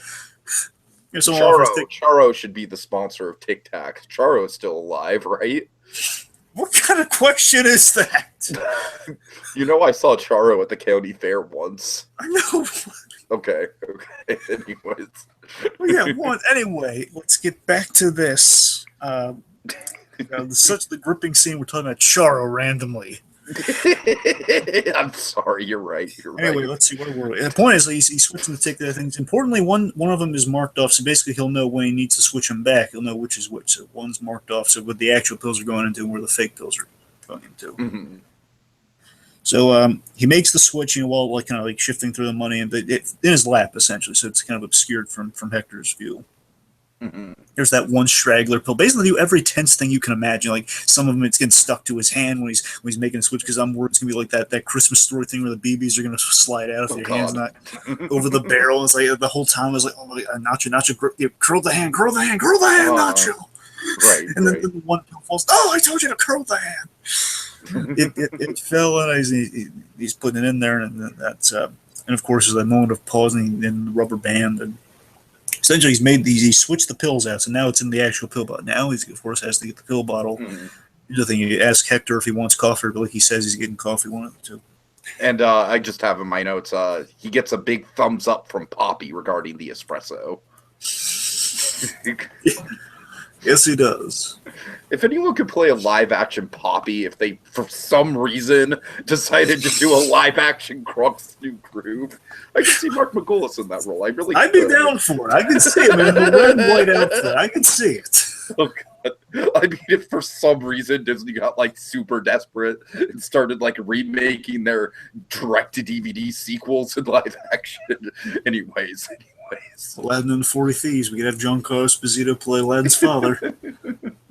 I don't know. Maybe we could just work Poppy in naturally to an Emperor's New Groove remake. You know, give Kronk a little more backstory. Anyways. Okay. Anyway, we keep getting sidetracked with this. I know. I'm so sorry. I'm so sorry. Anyway, it's not like it's important or anything. All right. So anyway, getting coffee. Very, very nervously getting coffee. Also, really quickly, Dragon. Really quickly, I just want to acknowledge the guy who was at the table when when Nacho was doing the trade. This guy, like, I get the sense his name's Carlos. I get the sense that he's just sort of like he's not taking any bullshit just because he never addresses Don Hector. You know what I mean? There's just like that moment of silence, and he kind of just ignores Hector and walks out. Whereas all the other times, with Crazy 8 and everything, we get that, of course, it's like the ritual. It's like Nacho, Don Hector. This guy just ignores Hector. I don't know. I thought there was a little something with that.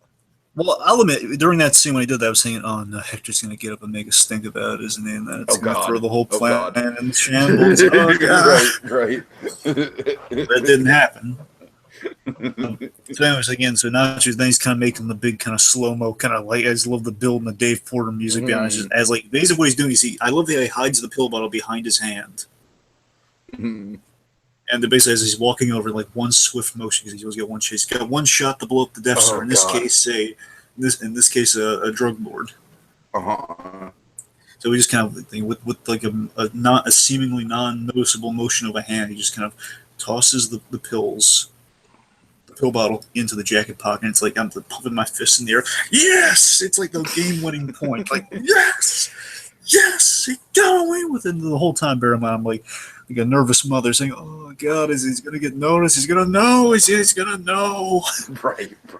He knows he's onto something. And anyway, so seemingly successful, and Nacho's like he's the coffee cup's like all shaky, working the stress off. Mm-hmm. Yeah, really, really good to see. Really well executed. Yeah, and of course, the big question going throughout and going in the future is, did Hector's razor-sharp, nonchalant focus detect it or not? Right, of course, because that's the whole point of him, just sitting there reading the newspaper and not saying anything, you know what I mean? Oh, yeah. It's like a sphinx. Uh-huh. You can read on the guy. It's almost kind of like the opposite of the Tuco death glare. Yes. All right, so let's get to Slippin' Jimmy Part 2, as I like to call it. Slipping on the job. Oh, God. Okay, so seriously, man, this guy is just a terrible supervisor. And still without a name. But basically, just a terrible guy, man. This guy is just a shitty human being. I call him Prick Supervisor. It's kind of my name. I mean, that's fair. I call him Dickweed Supervisor, but Prick sounds more appropriate. Anyways. So Jimmy's doing his community service with the bad back, and again, it's very first of all, it's the way this I'm only appealing on your side, dude. So where this bit where it's like Jimmy's for a moment taking a breather for his bag, not laying there. And the guy's like, McGill, get on it. I'm like, screw you, buddy. So then Freddy, a new character, one of the guys. I just simply call him a Jesse Pinkman type. Okay. That's a BoJack Horseman reference. On BoJack Horseman, they have a character that's just literally called a Ryan Seacrest type. Oh. Yeah, he's like a Jesse Pinkman type. Anyways, I'm sorry. Yeah, so Freddy, a Jesse Pinkman type. So Freddy, he asks, he's pleading with the Prick Supervisor, can he leave early to visit his sick child in the hospital? Oh, woe is Freddy Dragon. Yep, and of course Jimmy's taking notice of this, and he's And he's basically saying no, but he's saying no, and basically Freddy's asking, "Well, look, I'll come back. I'll come back right after." He's saying, "I have to get my hours in." Well, so you can leave, but you're not going to get your hours. But I'll come right back. He says, "Come on, I really need this. The judge told me I need these hours." Well, the judge said, if the judge says so, sounds like that's on you. Mm. Boom, boom, boom. But yeah, in all seriousness, again, just bear in mind. Of course, we find out Freddy's not exactly forthright with the prick supervisor. Who could blame him for not being? But at the same time, though, again, it's like telling someone about you have a sick child in hospital who came down with pneumonia is a very realistically kind of told story. To not even like consider the guy's plea, just like being simply, "I'm sorry, I can't do it." It's just like very much like, "No, you." Well, it sounds to me like that's on you, huh? What an a-hole. So, Yep. Jimmy sees not only injustice, but importantly, the Slipping Jimmy side of things, sees an opportunity. So he chats up Freddy. He calls him on being a drug dealer. Someone rhymes with mug dealer. Mm-hmm. Oh, yes. And there's drugs in it. You want to buy? It does have drugs in it. You're right. How appropriate. Okay. Okay, so let's see. So Jimmy's chatting him up, a drug dealer, and he offers him a deal. Knowing that he keeps money in his sock, like most drug dealers, he probably gets like a lumpy socks, I guess. I noticed that he's got to be carrying a couple of grand on him. So basically, Jimmy for $700, he makes a deal with him. If I can get you excused with your hours, Jimmy will get $700. Now, of course, Freddy's skeptical of his abilities, but he agrees. To, okay, if you can do this, if you can pull this rabbit out of your head, by all means, $700. Right. So then we see the most elaborate Slippin' Jimmy stunt I think we've seen on this show thus far. The most Saul Goodman-esque Slippin' Jimmy. Most definitely. This to me is a peek at. Now we're getting at a point, Tiki, in the story where Jimmy McGill is. We're blending Saul Goodman's playing more and more of who Jimmy is, and this scene kind of shows that Slipping Jimmy is becoming Saul Goodman. Soon it's just going to be Jimmy and Saul Goodman instead of Jimmy Slipping Jimmy, then Saul Goodman. Mm-hmm. So, Jimmy stand up to the supervisor by laying. I'm sorry. Do you have the scene? They have the whole dialogue. Jimmy's about Unfortunately, I don't have all the dialogue. No, because it's a bit of a back and forth. I like to get all the monologues, but when it's a bit of a back and forth, it's hard to get all the dialogue. I got the back and forth, so I think I got at least the majority of it. So it's okay. So basically, stands up to the supervisor by laying down. Only Jimmy McGill can stand up by laying down. right. So he's laying down on the job very noticeably. This guy's like giving him guff for like arching his back for a moment. He's laying down on the job. Because of his back, he claims his back. My back hurts. He says, "All right, I don't care. You're not getting your hours then." He says, "Oh yes, you're going to give me my hours." Again with this fucking supervisor, and like, okay, if the guy's not doing work the majority of the time, then maybe give him half the hours. You know what I mean? Yeah. I don't know. It just bothers me, Dragon. It just bothers me. Anyways, go ahead. So here's the thing. So Jimmy, essentially, just to boil it down a little bit here and there, is that Jimmy says, you're going to give me my hours, or else I'm going to sue you. Mm-hmm. You can't sue me. You signed the waiver. He informs more confident, like, "Hey, you signed that waiver. We had that moment with. Remember?" Aha! Maybe you should have read it. And unfortunately for him, Jimmy did read it very well. The waiver will make Swiss cheese look solid. Yes. I love that line, and I love how panicked the guy gets after he says it. You know what I mean? Like, you can see the expression on his face. It's like, oh, this guy means business. Yes, he does. So he tells, Jimmy's very much laying down the semantics, like, you know how much this is going to cost you? Let's say, like, if this goes on a year, the lawyer costs $90 an hour, so kiss the car and the pension goodbye. In the court, you are little people. Me and the judge will gladly spend the next 5 years in the courtroom. But for you, that's very expensive. I love how he's being cocky. Of course, he's bluffing with how much money he actually has. Of course, he's bluffing with the fact that he cannot sue anyone to begin with because of, he at least can't represent himself, I imagine, Dragon. Like, I don't know what the well, again, he's got Kim, I figure Kim would help him Sure. Anyways. But the point is, I think it's the one deviation between him and Saul Goodman at this point. So, I mean, Odenkirk is a test. This isn't him as Saul Goodman, but it's really close. It's that I figure because Saul Goodman wouldn't have to bluff. That's the difference. Saul Goodman doesn't bluff because he knows these things. He has the insurance. He'll make it happen if it's not so. Jimmy, on the other hand, it's like he can bluff. That's the difference I found. Is that so? As basically, he's going to sue him personally with all that stuff. He's going to sue him personally, and we're in America, the land of the free, home of the lawsuit. A very Saul Goodman-esque line, though. Yes, absolutely.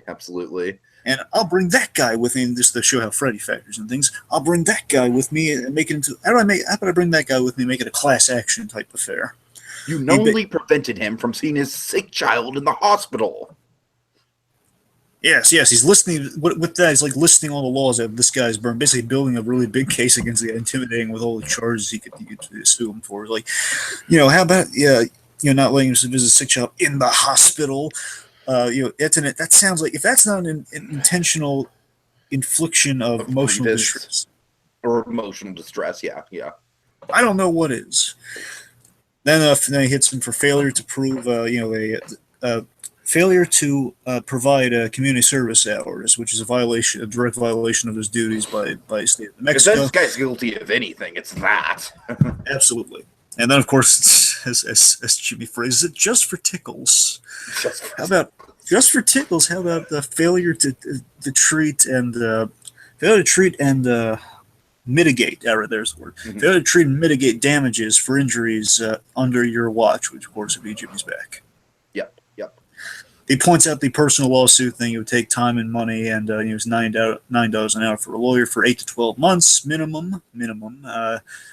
And if he represents himself, he's going to risk just losing everything. And here's you may be King Douche nozzle out here, but there you're the little people. And Jimmy mentions, hey, me and the judge, we because familiarity and just the fact he's used to this sort of thing. Well, we'll enjoy the courtroom. It's going to be expensive. You want to tell your wife that you're going to lose everything and your any clout you have at the bowling alley.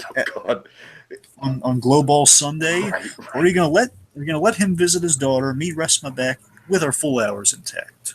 Mm-hmm. And he says, "Fine, a-hole." He calls him an a-hole. So then Jimmy gets his $700, and then we have this great shot, beautiful shot. That was in the promo for this episode. Just satisfied Jimmy lays comfortably. Yes. And again, lines being blurred between Slippin' Jimmy and Saul Goodman. And importantly, the main Saul Goodman point of this whole scene, he defended a drug dealer. Who needs... everyone needs a lawyer. That's what I'm saying about a Jesse Pinkman type dragon. That's exactly what I'm getting at. Anyways. Of course, what's one of the first lines Saul Goodman says to Walter White? Who needs lawyers? Drug dealers. Drug dealers especially need lawyers. And now we've seen the birth of that. And speaking of drug dealers, let's talk about the kingpin of all drug dealers. Let's get into some Gus action right before we get to that. We see Mike. Yes, we see Mike pulling out the money from the floorboards.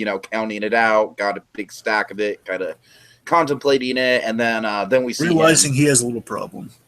Yeah, and then we see him arriving at Gus, arriving at the house of Gus, not the literal house of Gus, but the house that Gus. I don't know. It's fucking Gus's office. I'm trying to use wordplay here, and it's failing anyway. Or as I like to call it, Fring-la-la. Fring-la-la. I like that. It's like Shangri-La, but it's with Fring. Fring-la-la. Okay. Oh wait, no, Fring-gra. No, it's Fring-la-la. Let's just go with that. Okay. So Mike's explained the situation. He's just like, I've got cash I can't spend, about $200,000 worth. If anything happens to my family, or if anything happens to me, though, my family will never see it. And I love this, man. I love, of course, Mike, being the observant guy he is. He's like, now I'm guessing that you opened this place to solve a similar problem. And I've been calling that. Of course. And Gus, he doesn't miss a beat, man. He's just like, you believe that I could help you with this? I don't have the exact line, but Well, neither do I. I'm just round it out. Yeah. So basically, they agree. Well, first, that's a sympathetic needs, but the association. I'm sorry. You want me to just boil down the problem? Or? No, I got it. So basically, Mike wants it to be a one-time agreement, but they don't want to go public with it because of the Salamanca. So if the Salamanca's got any word of it, that'd be bad. It could have consequences. Mm-hmm. But Gus does present a way, one with a degree more difficulty, but I also like that Mike suggests a paper trail. Like that's still difficult. Then Gus has the solutions. And then I love this moment, Dragon. This is such a Gus Fring moment. This is perfect, oh my fucking god! It's so good. So Mike's just like, would 20% make that difficulty go away? Say it, Dragon. Say it. I would never take money from your family. Oh god! And it's like, yep, you nailed it, Vince. You nailed it right over the head. This is a moment we've been waiting for, and you got it. Good job, Vince. Adam Bernstein. Have a sandwich on me. But yes, you're right. Also, the writers and of course everyone.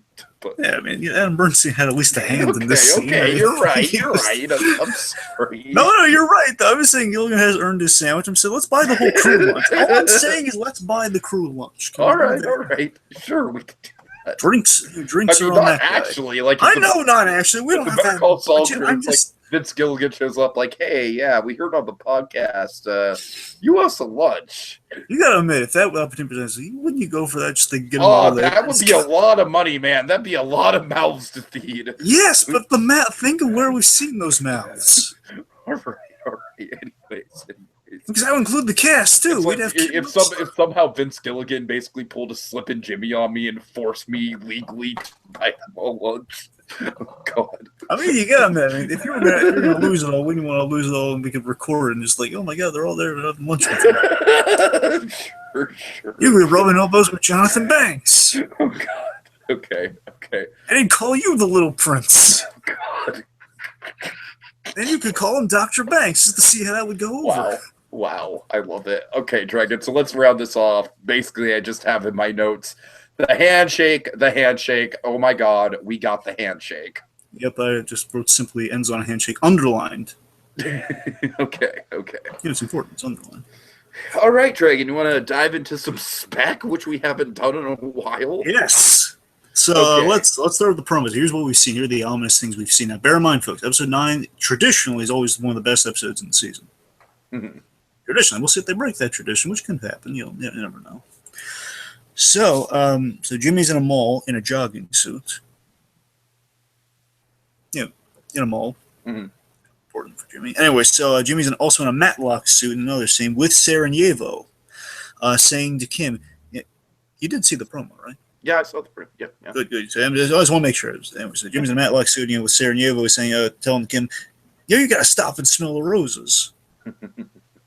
HHM's facing some bad malpractice news, and of course, there's a real tense build of like, if you're threatening litigation, this meeting ends now, and of course, Chuck confirms, yes, it is. This meeting's over. Yes, because they are threatening litigation. See, Jimmy is holding a card of some kind, an ominous card. Mike is getting involved in this business. He's laundering his money through. It seems to be kind of a cutting edge place, like a real professional business. 'Cause there's a man on a Segway, which implies, hey, top of the line, 2002. Right. Wave of the future, wave of the businessman. So, it's a business that Fring has set him up with. Someone says you can help me launder my money. Jimmy is telling Howard, he's screwing his clients. You're screwing your client. You're screwing your clients for your own benefit. And then Hamlin has this great line saying, so now you're worried about the clients, which is a callback to season 1 where Howard and Jimmy had a very similar exchange. Think of the clients. Sure, definitely. Or it's not always about winning. Those are kind of the two things they said in that scene. So that's a callback way back when. So Jimmy and Hamlin are seen together. Hector is losing it at a Fring meeting. God, we're gonna get that Hector moment this episode, man. I feel it in my blood. Yes, but there's also another one we can go with it. We'll get there. Okay. So Chuck says, "Imagine me as your enemy." Very intimidating kind of threat. Imagine me as your enemy. We don't see who he was talking about. I have a good theory who that is. Jimmy is playing pool. Jimmy is meeting with someone. We don't know. He's just in a chair talking to someone. Kim is in the desert with Gatwood. Mm-hmm. basically like an oil, they have the oil platforms behind her, so that's where she is, with Gatwood. So in the Albuquerque desert. Let's see, Jimmy. All right, yeah. So that's all we see in the promo. But I do have a description, a 1 sentence description of the episode. So here's all the information we got. So Jimmy and a friend take up an old pastime. Chuck, essentially, just to boil it down, we have Chuck versus Hamlin. Chuck and Hamlin are going to mix it up in the next episode. And Kim faces challenges. Ooh, man. Okay. So that's all the information we know going into it. All that stuff we left. That's speculate. All right, Dragon. I just want to quickly go back to that party that Chuck mentions. The 100 people spilling out into his lawn and whatnot. Yeah. What if we see that scene without Chuck, and it's Chuck's memorial? Oh, wow. Yeah. Well, I'll tell you this: if we get that, that's going to be episode 10. Oh yeah, absolutely, episode 10. Sure. Because the lantern will be going out, and that would represent the death of Chuck. Mm-hmm. Yeah, I just want. I know it's episode 10. I just want to kind of put that idea in your brain while I can. That sounds great, but I totally call dibs on that if that's what happens. Sure. Honestly, just with the way Chuck's story's been going, I don't think he's going to be killed anymore. Well, at least not right now. In this season, I don't think he's going to get killed. I mean, fair enough. I'm just saying, just based on the vibe of that, it'd be like, we were talking about irony. So yeah. Okay, let's see, more speculation. Like I said, I definitely think that we're going to get the Hector thing in episode 9. I think that's going to be like the big crux, you know what I mean? As far as Jimmy's friend, I'm going to guess it's Mike. Well, I'm saying it's like an old pastime, and Jimmy and Mike don't really hang out socially, so I have a theory who it is. Who do you think it is? I think it's QB. Oh my! Okay, that'd be wonderful if it was. So let me throw out a few things here. So let's see. QB, I think, might be the old friend running a slipping Jimmy with the pool scene. I think they're going to be going to basically doing slipping Jimmys in the mall, but also like in a pool hall. Aw. I just want to say this for the record, but I'm not against if it is QB. I'm just saying I always imagine QB, and it's not exactly in contrast to this. Is I've always imagined QB's introduction to be associated with Saul Goodman, being an associate of Saul Goodman instead of Jimmy McGill. Like the idea is, Huell met Jimmy McGill, but I would imagine QB meets kind of the Saul Goodman issue. No, Dragon. There's also the question of is Bill Burr, like, we're gonna know if it's QB or not if we see Bill Burr in the opening credits. Well, of course. Well, then again, I guarantee you, if it's a real special surprise, they might not list him in the opening credits. They might just I don't think we had Lavelle Crawford in the opening credits. That's what I'm saying. If he wasn't in the opening credits, I mean, they could just spring it on us like that. Fair enough. But you're right. It'd be definitely kind of be a tip of the hat. Yeah. So like, hey, wait a minute. Did I see what I just saw? I've been watching a lot of Bill Burr's stand-up, like, Netflix specials, like stand-up comedy and stuff. Like, that guy, man, check him out. He's a fascinating mind. Oh, I have. I mean, Bill Burr is really good. Yeah, that guy's got a fascinating mind. I'm really, really growing fond of Bill Burr. I binged through the second season of F is for Family, and then I was like, I need more Bill Burr stand-up specials. Yes. Oh, yes. But you see what I'm saying? Like, even if we don't get QB there, I think down the line QB is just going to be introduced through Saul Goodman. I think that's if we don't get him in this episode, that's how we're going to do QB. It's Mike. I think it's still sell it on being really good. I still think it's going to be Mike. I mean, that's just my guess, but I'm saying, like, taking up an old pastime just sounds real friendly, but I don't know. We'll see.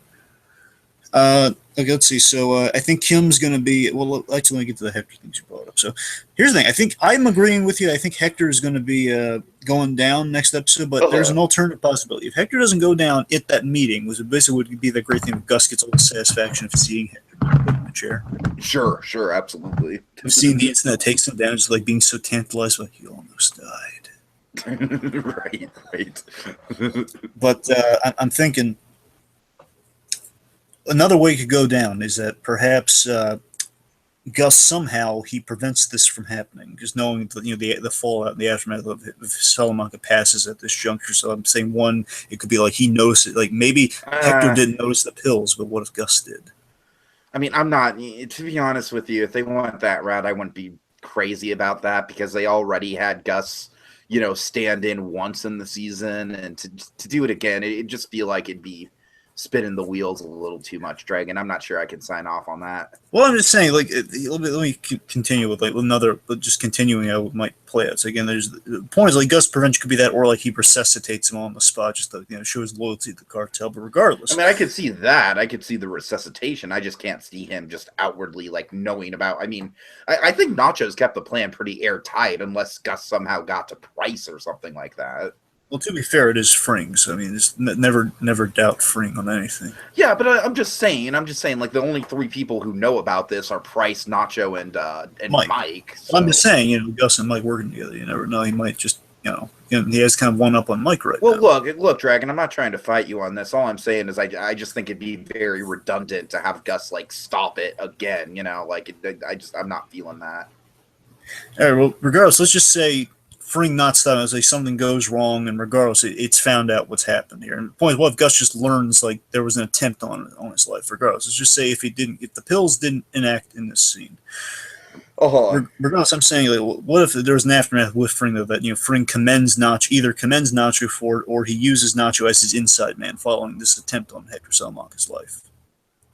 Yeah, that I could see. I could see him like catching in on Nacho's plan and then kind of pulling Nacho in, and ironically, like Nacho's getting deeper into it than he ever intended to by trying to prevent his father from getting deep into it. Exactly, because Gus has a soft spot for families, and of course he and Nacho, they kind of like Nacho looks up to Fring. Yes, he does have a soft spot for families. I love it.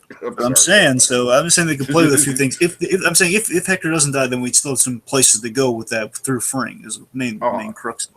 There. So, I'll go to so I think Kim's going to be overwhelmed with all this work. She's going to be overworked. She's going to call Jimmy on the Slipping Jimmy addiction. Oh, man. Okay. On him being addicted, which the kind of these scams, because it seems like Jimmy's going to be really all fun-loving in his Matlock suit, saying, "Hey, I got the Sarajevo, like the good times. Now we're all successful. We should live it up." And she's obviously going to scream, "What the heck? We're in a finals. That was you're buying like the most expensive bottle ever. What the heck, man?"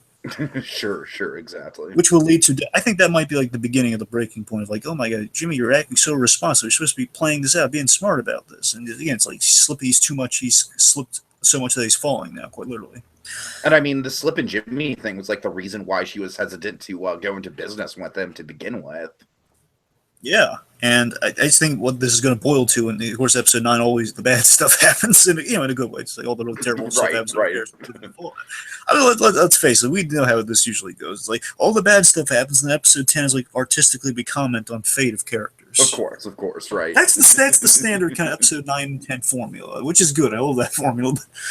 Anyway, so regardless, I think what we're going to build to, like the fall point between Kim and Jimmy is going to be Kim telling Jimmy to leave the office. Like she just doesn't know how to handle himself. Oh, Jimmy man.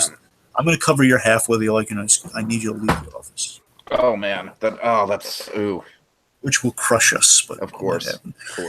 I think Chuck's going to become the ultimate liability with this malpractice issue, which is going to cause the rift between Hamlin and Chuck, because Chuck's going to want, as we saw, he wants to pursue legal action. He wants to, fight this, which is even more probably want to mess with malpractice guys. Mm-hmm. And Hamlin's that's going to be the final straw for Hamlin. Okay, you know what? You're such a liability. This is befalling us. And not only that, I think at some point Hamlin's just going to find that it was because of Jimmy. So regardless, this McGill feud is just ridiculous, and it's threatening one of the letters on his company. Sure. Which, of course, is going to lead to the war of Hamlin and McGill, which sounds interesting as the saying that. The war of Hamlin and McGill. You gotta admit, that sounds like cool, right? Some ancient Irish like folklore or something. Yeah, it's still just that idea, just the fact that Chuck saying most likely to Hamlin, "Hey, you don't want me as your enemy." Right. And but I think that the big scene I'm really looking for next episode is Hamlin probably going to either ask Jimmy why, why did you take that unnecessary shot at your brother, which is now threatening to tank the company, or why are you, or maybe he's forcing an alliance with Jimmy, saying, "Hey, you and I can take down Chuck together." And then Jimmy retorts the whole "Hey, he was your client. You're going to go against your client like that?" And he says, "No, now you care about the clients." And what if that's great if Howard and Jimmy teamed up, though? I would love that. Either way, I think there's interesting potential there. Just either pitting. Yeah, either way, it would be a fascinating alliance. I'd be definitely down for. But regardless, just kind of I I'm saying fall could also be like the crumbling of Hamlin and McGill. I think we might go kind of the 747 route. Like that's kind of the big thing the season builds. So like HHM because of Chuck getting better. I can see that. They thought Chuck getting better would help the firm, and in the end, it destroys the firm. Yeah, sure. I think that's Hector going. We need to wrap this up quick, man, if we want to get to the next scene. So, well, no, that's it. That's all I got. Okay. So, who are we calling tonight, Dragon? Well, Tiki. Yes. Well, I'm conflicted because a part of me wants to check in on our old buddy Nacho, but on the other hand, with Saul Goodman Productions, I gotta wonder if now they sold all the commercials, we might never hear that same message again. So maybe we should call them. I think we should. Just for nostalgia, to see if it's even still there. Let's call. I know, right? Just out of curiosity. Okay. Yeah, let's call Saul Goodman Productions. So 505 842 5662. You gotta remember, folks, they do change this one a lot, so we might be able to note a finality. So we gotta be sure. Hold it up all nice and stuff, like all loud and stuff.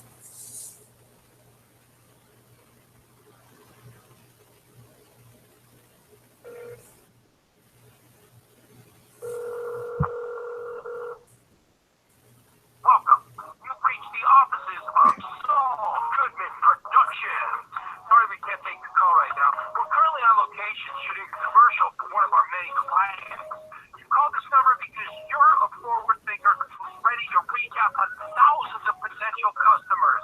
And Saul Goodman Productions, we're standing by to showcase your great service, your great product, and most of all, you.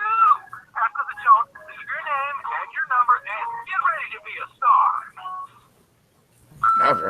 All right. That was a treat. Okay, final thoughts. I'll start things out. We need to check the Dow Goodman. Yes, you're right. Oh God, please have this be the Cliff quote. Please. We could always pull Slipping Jimmy live on air. Okay, I drew this and I can see through the paper. It is not the Cliff quote. You want me to draw again? If you say whoops, sure. Whoops. All right. Now we've got a 50-50 shot to draw the Cliff quote. Yep, there it is. There it is. Cliff, is this about the bagpipes? Okay. All right. So final thoughts. Dragon, I just think the show keeps getting better. I mean, I think in season 1, it was still kind of trying to find its feet a little bit. We had some really good episodes. We had some episodes that kind of felt like they were kind of, kind of just treading water a little bit. Not so with season 3 at all. If my nitpick with season 3 has been like the overly artistic Mike stuff, then we're spoiled, Dragon. We're spoiled children. Yeah. So, well, that really cool looking scene with Mike, went on a little bit too long. That was a really good scene, but you know what? I'm sorry. I'm getting drunk off my cure for cancer. I don't really need it anymore. I've been indulged so long. What do I know? But yeah, seriously, this is just fantastic season. Keeps getting better and better. I love how we're blending Saul Goodman into Jimmy McGill, into Slippin' Jimmy, how all 3 of those personalities are slowly coming together. It's just been a great build, a great crescendo. And Dragon, this show has not officially been picked up for season 4 yet. And don't worry, that'll be picked up. I hope to God it happens. Well, you said it yourself. This season's getting the most ratings, so of course it's going to be picked up. That's true. Anyway. AMC's going to be out of its mind if it doesn't pick it up. Anyway, I know. I agree. Okay, my final thoughts, I guess, real quick. We're going to do a 3rd Walking Dead spinoff. I hate Fear the Walking Dead, Dragon, okay? I'm like a casual fan of The Walking Dead. I hate Fear the Walking Dead. All right, real quick, just it's the worst Walking Dead spinoff title you could think of. Oh, God. Okay. The most mundane, just ridiculous, what it's like just we're out of ideas. Like, it's like, a sitcom Walking Dead sort of thing. Yeah. All right, want me to just go through my final thoughts? Yeah. Okay, real quick. So just overall, episode 7, I'm still really wowed by, and we'll see how 9 holds up because the N9's usually it's always the real wow episode of the season. Always, 7 to me is like kind of it's like a painting of a tragedy of like the fall of McGill. And this episode was just really, again, it's an Adam Bernstein special of just, it's one of those episodes. It has like every segment, it's like a great act in a play. That's kind of what this one feels like. It's a great little chapter for each of our character stories that are really kind of well juxtaposed with each other. Okay, well, this is going on with one character, now we have that going on with another character. And it's just, we're moving the story in just these logical places where like now it feels like we're paying off some this episode feels so, there's so many payoffs in this episode I really appreciated. You know, there's so many payoffs to the stuff we've set up in season 1 and the stuff we've been building this tension between Kim and Howard. We're finally answering some questions about Hamlin. We're bringing back kind of slipping Jimmy. Well, of course, Marco. We have like all this great stuff, and we're forwarding plot, and still we don't even get to the malpractice thing. Like what's like a one-off line, and we know is going to have a big fallout coming up. So this is like a great, just like it satiated so much appetite for Better Call Saul. This episode. It's like, oh my god, we're getting so much depth and fun stuff, and there's sadness. There's like it's a myriad of great experiences with this episode. Absolutely. And the nacho thing's just beyond words. That's the best part of the episode. It's the nacho sequence. So, one of the best accomplishments of the Breaking Bad universe, I would say. Yes, is the nachos. The Albuquerque universe. Yes. Okay, well that's all for now. We'll be taking a temporary recess until next time. Remember, kids, when you get that phone call, make it count. Better Call Saul. Saul Goodman and Associates is the one-stop shop for all your legal needs. And with that, we are adjourned. You totally be lawyers. Tea time. Totally. Tea time. Tea time. Tea time. Tea time. Howard, what are you doing here? Sorry, guys. I gotta go. Someone said tea time. All right. Here. I'll leave the tip. All right. The check's on me. All right. Have a good night, guys.